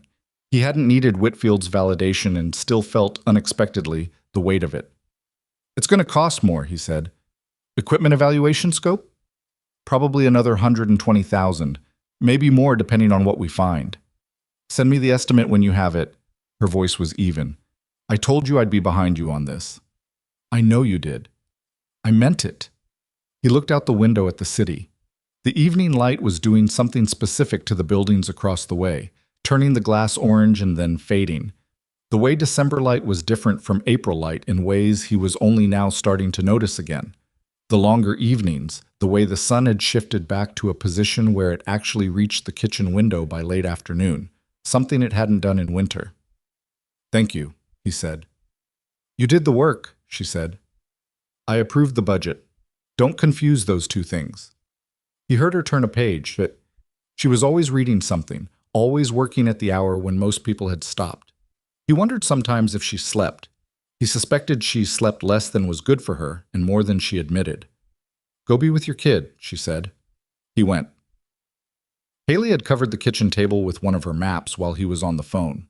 This one was larger than most, 3 sheets of paper taped together, depicting a continent that had a complicated northern coastline and a central river system that branched in 4 directions. She had labeled the rivers in a language she had invented, which had its own internal consistency that Mason had never been able to fully decode. "What's this one?" he asked, sitting down across from her. "New continent," she said without looking up from her coloring. "It's still being discovered." "By whom?" "Explorers." She added a mountain range with careful brown pencil strokes. "They don't know about the eastern part yet." "Why not?" "Because they haven't gone there. You can't know about something you haven't gone to yet." He looked at the map. The eastern section was blank, just white paper, waiting. "Fair enough," he said. She looked up at him then, the way she did when she was about to say something she'd been holding for a while. She had his eyes, people said, though he could never see it himself. "Dad, is your job okay?" "Yeah," he said. "My job is okay." "You seemed worried before." "I was a little worried. I'm less worried now." She studied him with the unsettling accuracy of small children evaluating the adults in their lives. Then she appeared to accept this assessment. Okay, she said. She went back to her mountain range. He watched her work. The pencil strokes were deliberate and even. She'd always been careful with detail, from the time she could hold a pencil. She added a small symbol near the mountain range that might have been a town or might have been something in the invented geography that had no real-world equivalent. The kitchen was warm. Outside, the April evening was cooling toward the mid-40s, the kind of night that wasn't cold exactly, but reminded you that winter had been recent. The window over the table held a faint reflection of the kitchen light against the darkening sky, and in that reflection Mason could see himself sitting there, and his daughter bent over her map, and the whole domestic ordinariness of the scene struck him in a way that ordinary things sometimes do when they've been hard-earned. He thought about Sophia at home tonight, with her husband, her eyes irritated but okay. He thought about Paul, whose evaluation had come back from the hospital without serious findings, who would be back at work in a few days. He thought about the old eye wash station with its inadequate pressure, sitting in a corner for 14 months doing the thing that broken systems always do, looking sufficient from a distance. He thought about how much distance there had been between what the 7 facilities appeared to be and what they actually were. How that distance had accumulated slowly, over years, through budget deferrals and maintenance backlogs, and the institutional tendency to confuse the absence of disaster with the presence of safety. How it had taken him 4 months of stubborn, grinding, unglamorous work, audit reports and equipment vetting, and contractor scheduling and evening hours at the kitchen table to start closing it. It wasn't closed yet. The equipment scope expansion was new, and the data center work was still 3 months out, and there were things in all 7 facilities he wouldn't know about until he found them, because that was the nature of deferred problems. They hid in the places you hadn't looked yet, patient as geological time. But the work was real. The protocols were working. The people in those buildings were safer today than they had been in December, and they would be safer still in July, and safer again by the end of the year. That was the job. It wasn't one morning, one dramatic moment, one report to a board. It was the accumulation of the ordinary work, the inspections and the documentation and the difficult conversations with facility managers and the contractor vetting and the follow-up calls, all of it done consistently, without drama, day after day, because the people in those buildings deserved to go home at the end of their shifts, and they couldn't always know the things that were being done to make that possible. Mason understood this.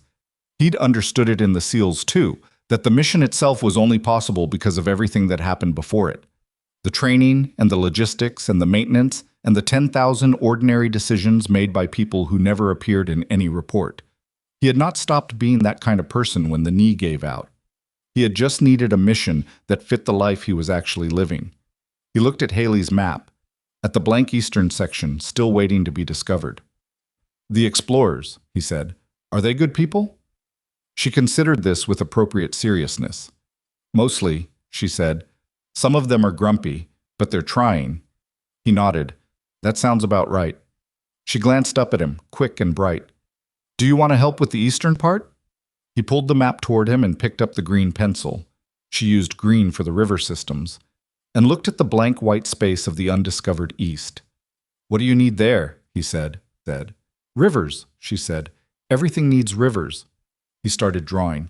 Haley leaned over and watched, offering corrections and adjustments in the patient, specific way of a 6-year-old who has a clear vision and is willing to tolerate collaboration as long as certain standards are maintained. The evening went on around them, the city outside the window doing its relentless thing, the kitchen warm against the April cold. His phone was on the counter, screen down. For the next hour, he didn't look at it once. He drew rivers into a country that didn't exist, and his daughter told him where they needed to go, and he followed her instructions carefully, and that was all there was to the evening, and it was enough. By June, 5 of the 7 facilities had completed their first phase work. The data center suppression system upgrade was running 2 weeks ahead of the revised schedule, a fact that Mason noted in his monthly status report to Claire with the same neutral tone he used for delays, because good news and bad news were both just information and the report's job was accuracy, not spin. Patricia read the June report before it went to Claire, as she read everything, and said, "You know, most people would make this sound more impressive." "It's a status report," Mason said. "Most people would put that 2 weeks ahead in a bigger font." "It's a status report," he said again. Patricia made a sound that was close to approval and handed it back. She knows anyway, she said. She tracks the schedule herself. He knew.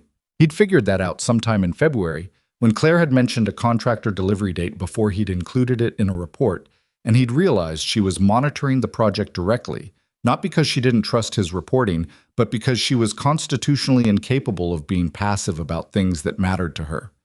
It was, he'd concluded, probably both a strength and a problem, and not his to fix.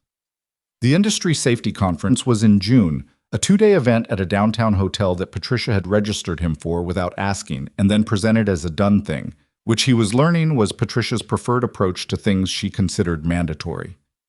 He went. He sat through sessions on regulatory updates and incident investigation methodology, and heard two presentations that contained information he immediately filed as useful, which was better than most conferences managed. On the second afternoon, during a session on cross-industry safety culture, he ended up at a coffee table between sessions next to a man named Robert Ashby, who ran the safety program for a large regional hospital network, and who turned out to have been dealing with versions of the same institutional resistance Mason had faced at Vanguard. The same board reluctance, the same confusion of outcome with condition, the same long gap between maintenance requests and actual maintenance. They talked for 40 minutes, past the start of the next session, standing at the coffee table with their cups going cold. "The thing I've never solved," Ashby said, "is how to make the board feel the risk the way the people on the floor feel it. There's a distance problem. The people closest to the hazards understand the stakes. The people with the budget are 3 levels removed from ever experiencing those stakes directly." Mason thought about Claire on the floor of room 714, her jacket pulled over her face, her eyes finding his in the smoke. He thought about how quickly she'd understood the 64-page audit report, how she'd read every appendix over a weekend. "Sometimes the distance closes on its own," he said. "You can't plan for it, but when it does, you work with it." Ashby looked at him. "That's happened to you?" "Once," Mason said. "Early." "What was it?" He thought about how to answer that. He picked up his coffee cup, realized it was empty, and set it back down. "A fire," he said. "In a building that wasn't one of ours." Ashby waited for more. Mason glanced at the doorway where the next session was beginning, the low hum of a presenter starting their opening remarks. "We should probably go in," he said. They went in. On their drive back to the office, Mason thought about what Ashby had said. The distance problem, 3 levels removed. He thought about the board members filing out of the boardroom in January after the vote. Whitfield with his neutral expression that had not quite been disapproval but had not been enthusiasm either, and about Whitfield calling Claire the day after the April incident to say the report was right. Distance closing. Not always on its own. Sometimes because something happened that made the abstraction concrete. Sometimes because someone put 64 pages of documented evidence on a table and refused to apologize for what it said. He parked in the building garage and rode the elevator to 3 and walked to his office, where Patricia had left a note on his keyboard that said, "Greg Calder called. Not urgent. Call when you can. Also, Haley's school called about a permission slip. Also, you have a 7 a.m. tomorrow. Don't forget." He called Greg first. "The new equipment evaluation scope," Greg said when he picked up. "The outside assessor you brought in, she finished the preliminary walkthrough today." "I know. Her report is due Friday. She already told me the outline verbally." A pause. "It's not as bad as I was afraid it would be. Worse than it should have been, but not as bad as I feared." "That's useful to know." Mason. A different tone now, quieter. "I want to say something." "Okay." "Sophia came back to work this week. She's fine. The irritation cleared up completely. But she stopped by my office on her first day back and said something I've been thinking about." A pause. "She said she wasn't scared during the incident. She was startled, but she wasn't scared. She knew what to do. She walked to the station and she did the protocol and she knew it was going to work." Another pause. "She said she didn't know that would be possible. That you could be in that situation and know what to do and trust that the thing you reached for would actually do what it was supposed to." Mason was quiet.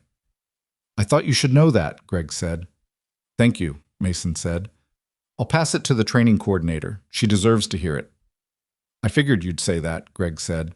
And then, unexpectedly, "I'm glad you took this job." Mason looked at the window of his office.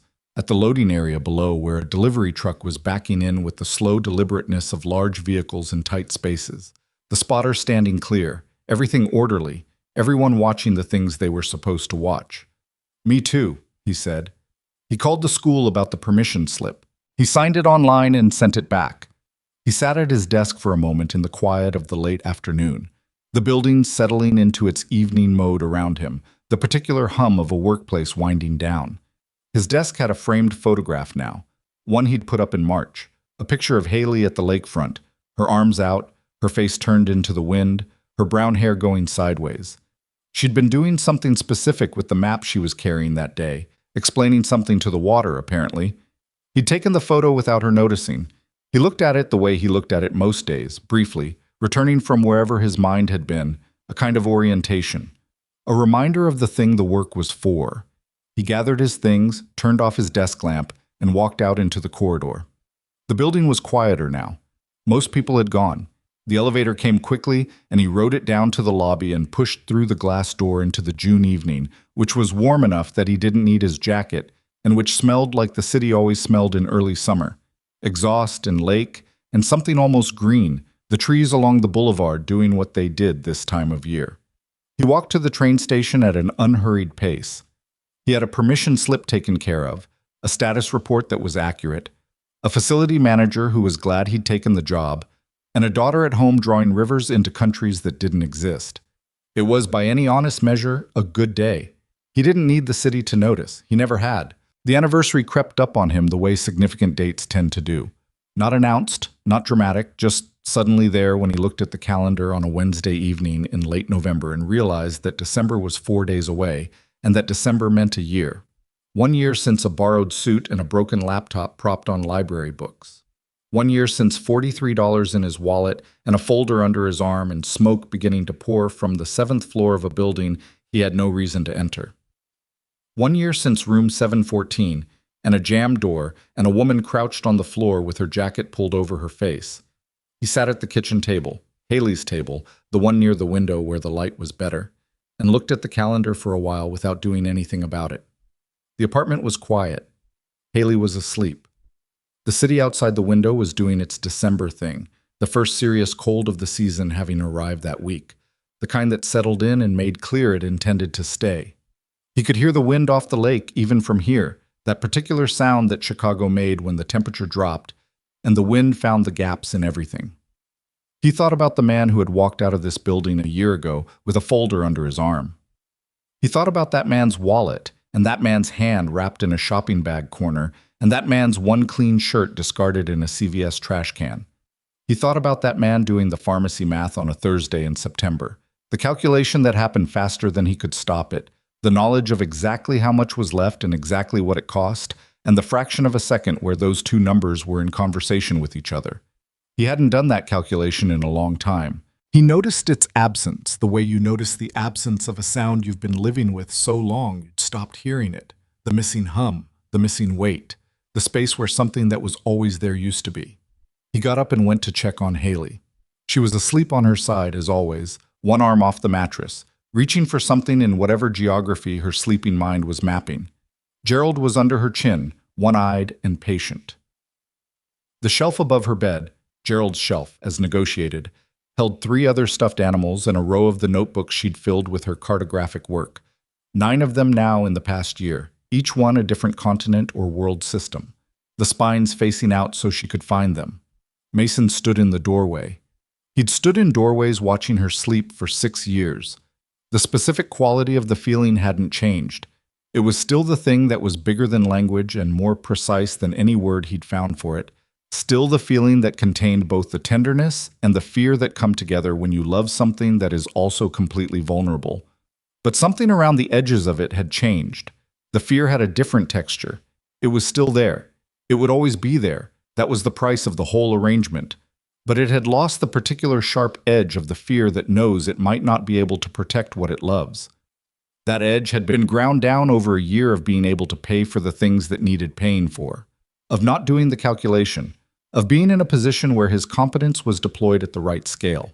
He went back to the kitchen and washed the 2 dinner dishes and dried them and put them away. And then he sat down again at the table and thought about what to do with the fact that December was 4 days away. He wasn't sure what the anniversary meant. He wasn't sure it meant anything, technically. The events of that morning hadn't been a beginning in any formal sense. They hadn't signed anything that day, he and Claire. No contract that started on December 3rd. No agreement that the thing that had happened between them in a burning building would translate into anything beyond the morning itself. The translation had happened in a conference room, at a table, with a manila folder and a handshake. But the morning was where it had started.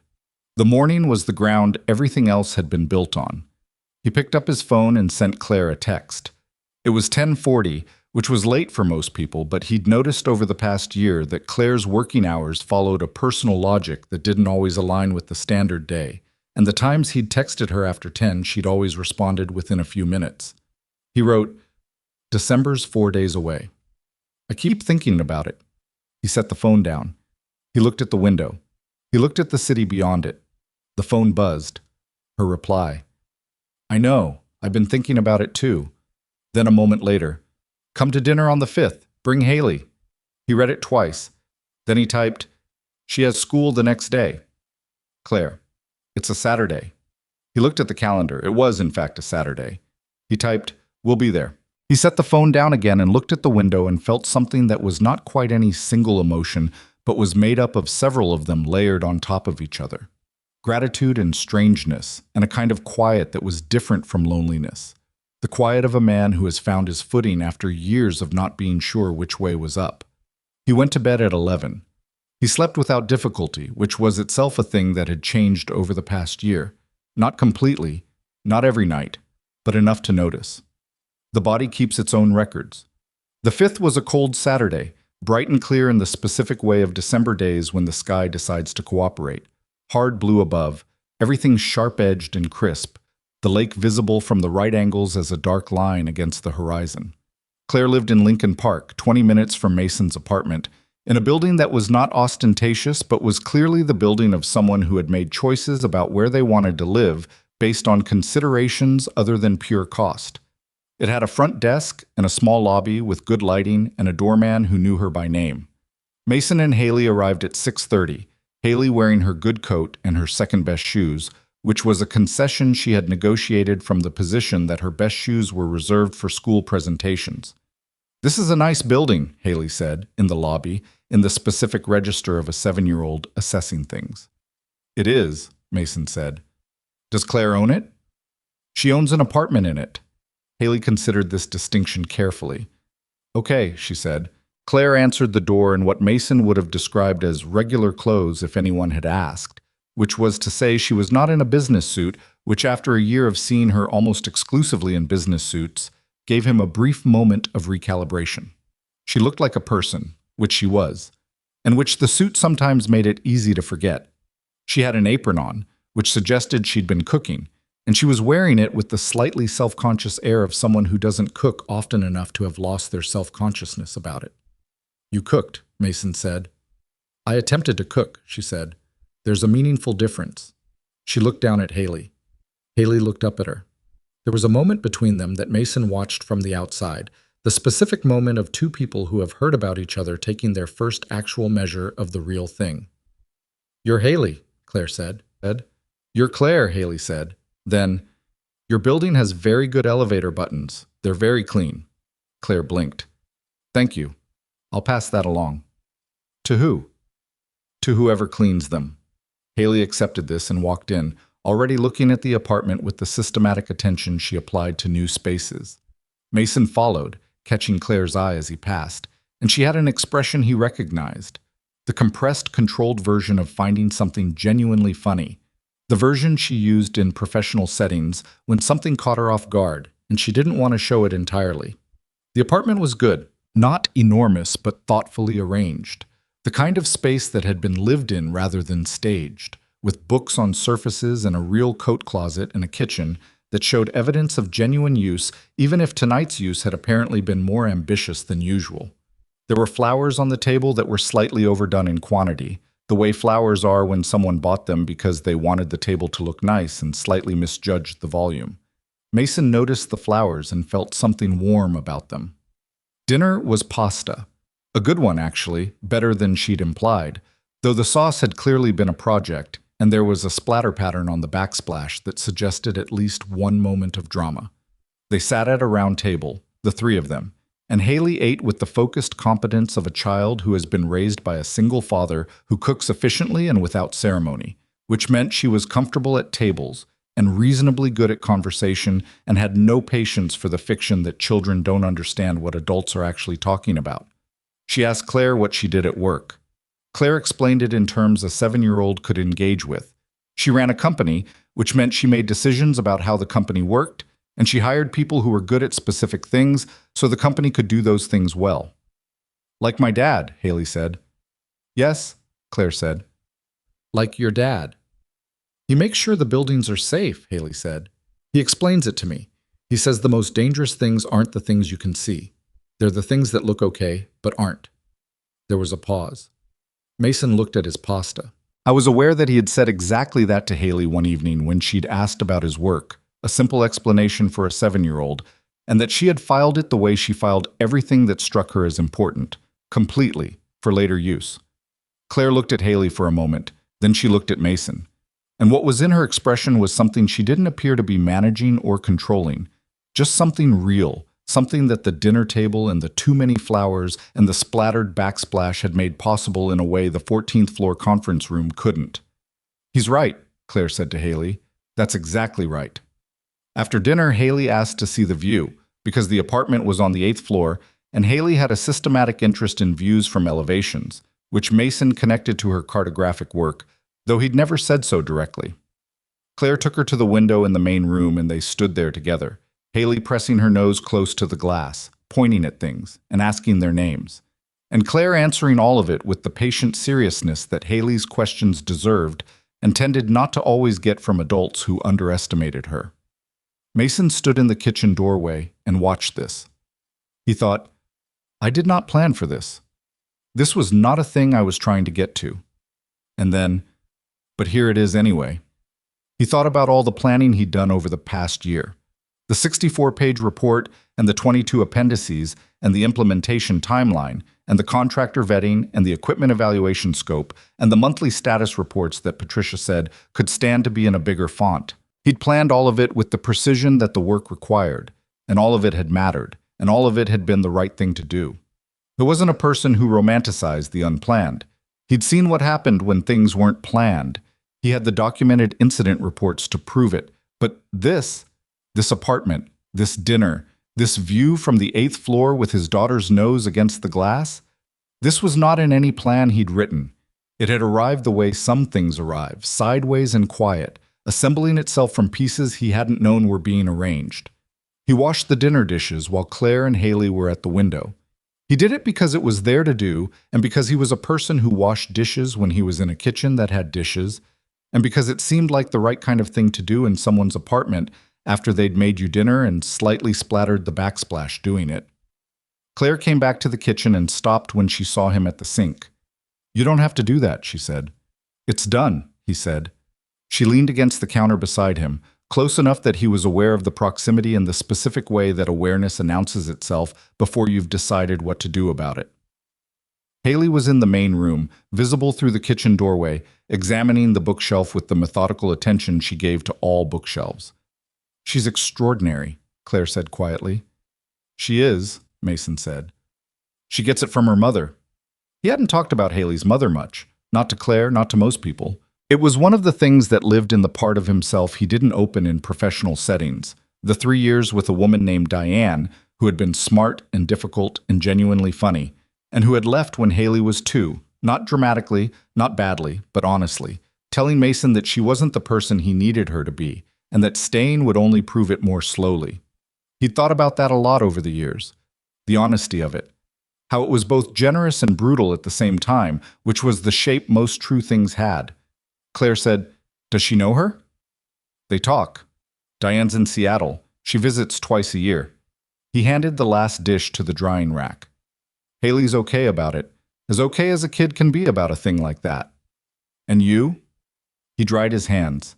He thought about the honest answer, which was that he was also okay about it, that the grief of that particular loss had settled into something manageable a long time ago, that what remained wasn't the sharp thing it had been, but a duller kind of understanding about the ways people can love each other and still not be right for each other, and about what that meant for a 6-year-old who drew maps and named rabbits. "I'm okay," he said. He said it the way he'd learned to say things that were true without being the whole truth, because the whole truth was long and the kitchen was small and Haley was in the next room. Claire looked at him for a moment. She seemed to understand this, the abbreviation of it, the thing he was leaving for a longer conversation at a later time. She was good at reading those boundaries. She'd been good at it since the conference room, that first morning, when she'd asked about the medical gap in his resume, and he'd said, "That's personal," and she'd said, "I apologize," without making a production of it. "A year," she said. "A year," he said. They were both quiet for a moment, standing in her kitchen while the city went on beyond the windows and his daughter investigated her bookshelf. "Can I ask you something?" she said. He said, "Yeah." "The morning of the fire, before you went in." She looked at him directly. "Did you hesitate?" He thought about it honestly. He thought about the 3 other people on the sidewalk, the young staff member with the pale face, the question he'd asked about whether anyone was still up there, the way his feet had already been moving before he'd finished asking it. "No," he said. "Why not?" He thought about this too, because it deserved a real answer, and not the easy one. The easy answer was training, instinct, SEAL reflexes, all of which were true, but none of which were the whole truth. "Because someone needed help and I was the person there," he said. "It wasn't complicated in the moment. It got complicated later." He paused. "The complicated part was what I walked away from. The interview, the chance, everything I needed. That part I felt." "But you went anyway." "Yeah. Most people wouldn't have." "I don't know about that," he said. "I think most people, if you put them in the exact same moment with the exact same information, would do something. The instinct is there. People just—" He thought about it. "People get in the way of their own instincts. They think too long. They let the calculation run. You didn't let the calculation run." "I let it run after," he said. "On the way out of the building, I was already doing the math on whether I still had time to make the interview." A beat. "I did the calculation. I just did it in the right order." Claire was quiet for a moment. "I've thought about that morning a lot," she said. "What I remember. And I know I was disoriented. I know the smoke and everything. But what I remember most clearly is that you sounded calm. On the other side of the door, you sounded like someone who had a plan. I had the beginning of a plan. That was enough." He thought about what it meant to have the beginning of a plan. He thought about all the times in the SEALs when the plan got to the field and the field disagreed with it, and what you had left was not the plan, but the capacity to generate the next right move from whatever was actually in front of you. He thought about the 64-page audit report and the way the April incident had revealed a gap he hadn't covered, and the way he'd written it into the next phase without defensiveness because the gap was information, not failure. The beginning of a plan, the ability to keep generating the next one. That was maybe all it ever was. "Can I tell you what I've thought about?" he said. "Please." "The version of that morning where nothing happens," he said. "Where I walk past the hotel and there's no smoke, or there's smoke and someone else has already gone in, or I go in and the room is empty. And I go to that interview and maybe I get the operations position and maybe I don't. And either way, none of this—" He gestured briefly at the kitchen, the apartment, the view through the doorway where Haley was still examining the bookshelf. "None of this particular version of this year exists." Claire looked at him steadily. "And?" she said. "And I don't know what to do with that," he said. "The contingency of it. The way it all turns on a specific morning and a specific building and a woman screaming from a specific floor." He shook his head slightly. "I've spent a year building systems that reduce contingency, that close the gap between what might happen and what actually does. That's the whole job. Make the outcome less dependent on luck." "Yes." "And then I look at this year, and luck is everywhere in it. The smoke started before I got there. The staff member happened to mention there was someone still on 7. The door was jammed instead of locked, so I could force it rather than having to—" He stopped. "Everything lined up, and I don't know what to do with that philosophically." Claire was quiet for a moment. The refrigerator made a small sound. The city went on outside. "I think," she said carefully, that you're confusing two different things. The safety systems you build, those reduce the cost of the bad luck. They don't eliminate chance. They make the outcome survivable when chance goes wrong. She looked at him. That morning wasn't a safety system working. That morning was chance and you produced something that neither of us planned for and both of us needed. He looked at her. I'm not saying it was meant to happen, she said. I'm not saying that. I'm saying it happened, and we're both here a year later having dinner, and your daughter is reading my books. And Vanguard has 7 facilities that are measurably safer than they were. And I run a company differently than I did a year ago because of what happened in that hotel room and in that conference room and in that board meeting. She paused. That's not luck anymore. That's work. We did the work. He thought about that. He thought about the good news file his team's intelligence officer had kept during deployments. Not optimism, just data, just the discipline of recording what was true, whether or not it was what you expected. What was true? The work was real. The outcomes were real. The 7 facilities were real, and the people in them were safer, and Sophia had come back to work knowing what to do, and Greg Calder understood his ventilation system well enough to explain it to his staff, and Denise at the Wacker Drive location was running her own quarterly self-audits with a competence that made Mason's involvement almost redundant. What was true? Haley had a shelf for Gerald in a school with a science program and a father who no longer did the pharmacy math. What was true? He was standing in a kitchen in Lincoln Park on a December evening, having this conversation, and it was the most honestly he'd talked to another adult in longer than he could clearly account for. Haley, he called. She appeared in the kitchen doorway immediately, which meant she'd been listening, which he'd expected. Yes? Come here for a second. She came. She stood between them in the kitchen with her hands in the pockets of her good coat, which she'd put back on for reasons known only to herself, looking from Mason to Claire and back again with the evaluative expression she deployed in new situations. Mason said, "Do you want to ask Claire about the bookshelf?" Haley's face lit up in the specific way it did when an adult offered a door instead of a redirect. She turned to Claire. "You have 3 books about weather systems," she said. "Are those for work or for you?" Claire looked at her. "Both," she said. "Why?" "Because I'm trying to understand weather patterns for my maps," Haley said, with the matter-of-fact confidence of someone who has never been told her interests require justification.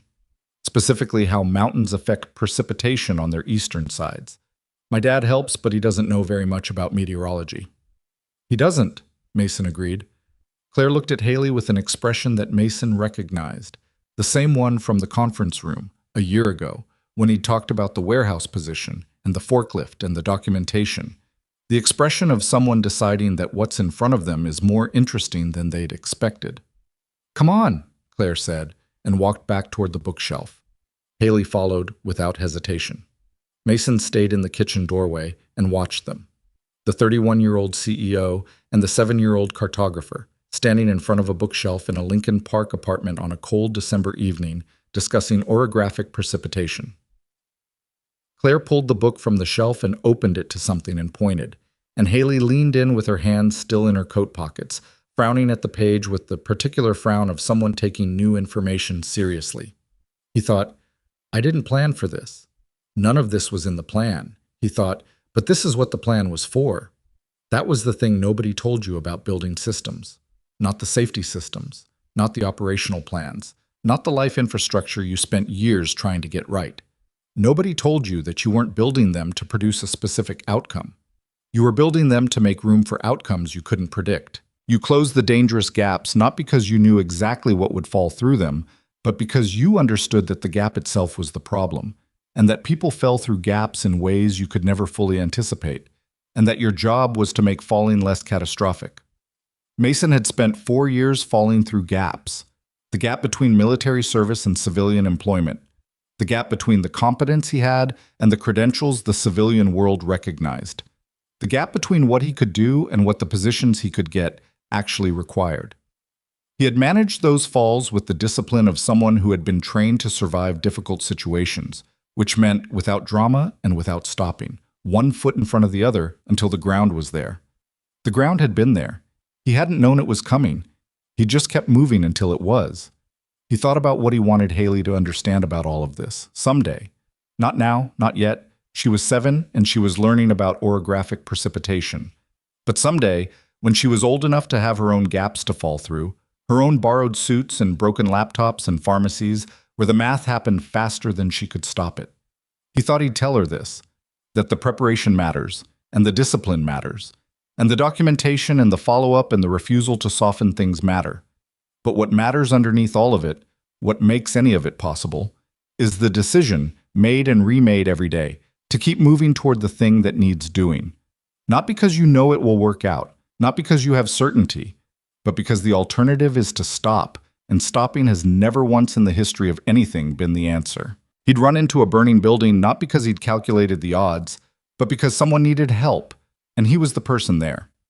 He'd walked into that conference room with a torn elbow and smoke in his hair, not because he thought he'd get the job, but because walking away from it meant accepting that the fight was over. He'd stood in front of a board of directors and refused to make his numbers sound smaller than they were, not because he knew they'd vote yes, but because Whitfield's vote and the real condition of those buildings were two separate problems, and he could only control one of them. You did the thing that needed doing. You did it as well as you could. You documented it, and you followed up, and you stood behind it when someone pushed. And then you waited to find out what the ground was going to give you. The ground had given him this. He didn't fully have a word for what this was. A year. A job that fit the person he actually was. A daughter who had a shelf in a school and whose medical care no longer felt like a crisis waiting to happen. A friendship. Because that was the word. Friendship. The real kind that was built on something other than proximity and convenience. Built on the specific substance of two people who had each seen each other at a moment of genuine vulnerability and had chosen, independently and then together, to take that seriously. He still wasn't sure what to do with the contingency of it. He still thought about the version of the morning where the smoke wasn't there. He suspected he would always think about it, but he was learning, slowly, that the contingency and the reality could coexist, that something could be both accidental in its origin and entirely real in its result, and that the accident didn't diminish the result, it just meant you held both things simultaneously, the luck of the beginning and the work of everything after. Claire came back to the kitchen doorway. Haley was still at the bookshelf, now apparently cross-referencing 2 volumes. "She's taking notes," Claire said. Mason looked. Haley had produced a small notebook from somewhere. She kept them in most of her coat pockets, a habit she'd developed at age 5, and was writing something carefully with a pencil she'd also produced. "She does that," he said. "I noticed." Claire leaned against the doorframe. She looked at him. "I owe you a conversation," she said. "About what?" "About how the company is doing differently than it was a year ago." She folded her arms in the way she did when she was being direct about something.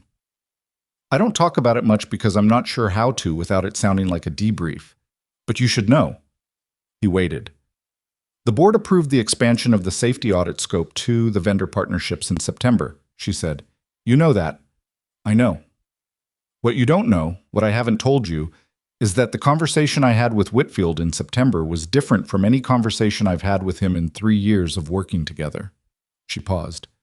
"He told me that the April incident changed the way he thought about the whole program, that watching the response work the way it was supposed to work made the abstract concrete for him in a way that my arguments before the vote in January hadn't managed." She looked at him steadily. He said, and I'm quoting him again because I think it matters, "We've been lucky, and Rourke is converting our luck into something we built." Mason looked at the window, at the dark December sky above the city, the glow of the buildings against it. "Whitfield," he said. "I know." Something crossed her face. "He's not an easy man to move. You moved him. Sophia moved him. Sophia's recovery moved him. Your protocol is what made her recovery look the way it did." She shook her head slightly. "Take the thing, Mason. You're allowed to take it." He thought about Yolanda Reyes, the fire department training coordinator, who had built the protocol. He thought about Greg Calder, who had explained it to his staff at a voluntary lunchroom meeting. He thought about the 14 people who showed up. He thought about the 10 who didn't, and whether they'd come to the next one, and how you reached the people who didn't show up, which was a problem he hadn't solved and was still working on. "There's a gap," he said. Claire blinked. "What?" "Voluntary training uptake," he said. "The Lincoln Park Lab gets about 60% of staff at the voluntary sessions. The product development facility was at 44% before the April incident, and it's at 71% after, which tells me the incident moved people who the sessions alone didn't. I don't know how to reach the other 29% without making attendance mandatory, and if I make it mandatory, I change the culture of it in ways that might reduce its effectiveness. Claire stared at him. She started. I know, he said. I should be taking the thing. I will take the thing. He paused. I'm also going to solve the 29%. She looked at him for a moment with the expression he'd seen in the conference room a year ago. The one that was not quite a smile but was in the same neighborhood. The expression of someone who has confirmed something they suspected. I know you will, she said. From the main room, Haley's voice. Claire, does this book explain why eastern mountain slopes have different vegetation than western slopes, or just the precipitation part? Both, Claire called back. Chapter 4. The sound of pages turning. Mason looked at Claire. Claire looked at Mason. The kitchen was warm and the city was cold, and outside the window the December sky held its particular shade of urban dark, that amber-tinged darkness that Chicago wore in winter, when the cloud cover caught the light of millions of people going about their millions of lives. Thank you for dinner, he said. Thank you for coming. She paused. Both of you. She's going to want to borrow that book. She can have it. I have 2 copies. He almost asked why she had 2 copies of a book about meteorology, but decided some questions could wait for the longer conversation at the later time, which was becoming, he noticed, a category of conversation they seemed to be building toward, the 2 of them, in the specific, unhurried way of people who have already survived a difficult morning together and are reasonably confident there's time for the rest. They put Haley's coat on properly and said their goodbyes, and Haley thanked Claire with a formality that suggested she had practiced it and shook her hand, which was not something Mason had told her to do, and which made Claire's face do the thing it did when something caught her off guard in a way she didn't want to fully show. In the elevator, Haley held the meteorology book under one arm and looked at the elevator buttons. She'd been right. They were very clean, and said, I like her. Good, Mason said. She explains things the way you explain things. What do you mean? Like the thing is interesting and also like I'm capable of understanding it. She looked at him. Some people explain things like they're doing you a favor. He thought about that. He thought about Claire in the conference room a year ago, saying your military background, your crisis judgment. I've interviewed a lot of people. These things are genuinely not common. Not flattery. Not a favor. Just the accurate assessment of what was in front of her. Yeah, he said. She does. They walked out into the December cold, Haley tucked against his side, and Mason hailed a cab because it was late and cold and Haley needed to be home. And in the cab, she fell asleep against him before they'd gone 3 blocks. The meteorology book still under her arm, her face slack and peaceful in the particular way of children who trust completely that someone else is navigating. He looked out the cab window at the city going past. The lit buildings, the people still moving on the sidewalks, the lake somewhere beyond all of it, dark and enormous, and not caring about any of this. He thought about December 3rd, 1 year ago. The alarm at 4:15, the coffee maker that rattled, the borrowed suit, the folder with 3 copies of a resume he'd written in a single draft, because he was tired and had decided to just tell the truth. I thought about smoke and a jammed door and a woman crouching on a hotel room floor who had turned out to be the person who would look at his honest, unpolished application and call him because she found it interesting. He thought about what it meant that those 2 things were the same morning, that the same decision, to run toward rather than away, had produced both outcomes, that the muscle the SEALs had built in him, the reflex toward the thing that needed doing rather than the thing that was convenient, had operated on both the burning building and the interview that came after it, and that he hadn't known, going up those stairs, that it was operating on both. You couldn't know what you were building toward most of the time. You could only know what needed doing now, and you did it as well as you could, and you documented it and stood behind it and didn't soften it, and eventually the ground appeared. The cab stopped in front of his building. He carried Haley upstairs, which he'd stopped being able to do as recently as 6 months ago because she'd been getting heavy. But tonight she'd fallen completely asleep and he managed it, one arm under her knees and one under her shoulders, the meteorology book pressed between them. He got her into bed without fully waking her. He tucked the blanket. He found Gerald on the pillow and put him under her chin where he belonged. He stood in the doorway. The city was quiet outside her window, or as quiet as Chicago got at this hour, which meant the ambient hum of a place that never fully stopped. He could hear the wind off the lake. He could see the light of the buildings against the sky. He thought about the man who had stood in this doorway a year ago, or a doorway like it, in a different apartment, watching a different version of this same girl sleep. That man had been tired in a way that went deeper than sleep could fix. That man had been calculating the pharmacy math. That man had carried a folder with 3 copies of his resume and a handwritten note he'd thrown away because it embarrassed him. He thought, I know that man. I was that man. And then he did okay. He turned off the hall light and walked back to the kitchen and sat down at the table near the window where the light was better. He looked at the city beyond the glass. He didn't have his laptop or a report to write or a status update to prepare. He just sat there, in the quiet of the apartment, in the warm December night, with the wind off the lake outside and his daughter asleep in the next room. He thought about rivers. How Haley had said everything needs rivers. How she'd handed him the green pencil and told him where they needed to go, with the specific authority of someone who knows the territory even if she invented it. How he'd followed her instructions carefully and drawn them into the blank eastern part of the undiscovered continent. He thought about the blank eastern part, the place the explorers hadn't gone yet, the place that was still only white paper, waiting. He picked up his phone and sent one text. To Claire. Thank you for tonight. Haley is going to read that entire book by Tuesday. He set the phone down. She replied within 2 minutes. I know, I'm counting on it. And then, same time next month?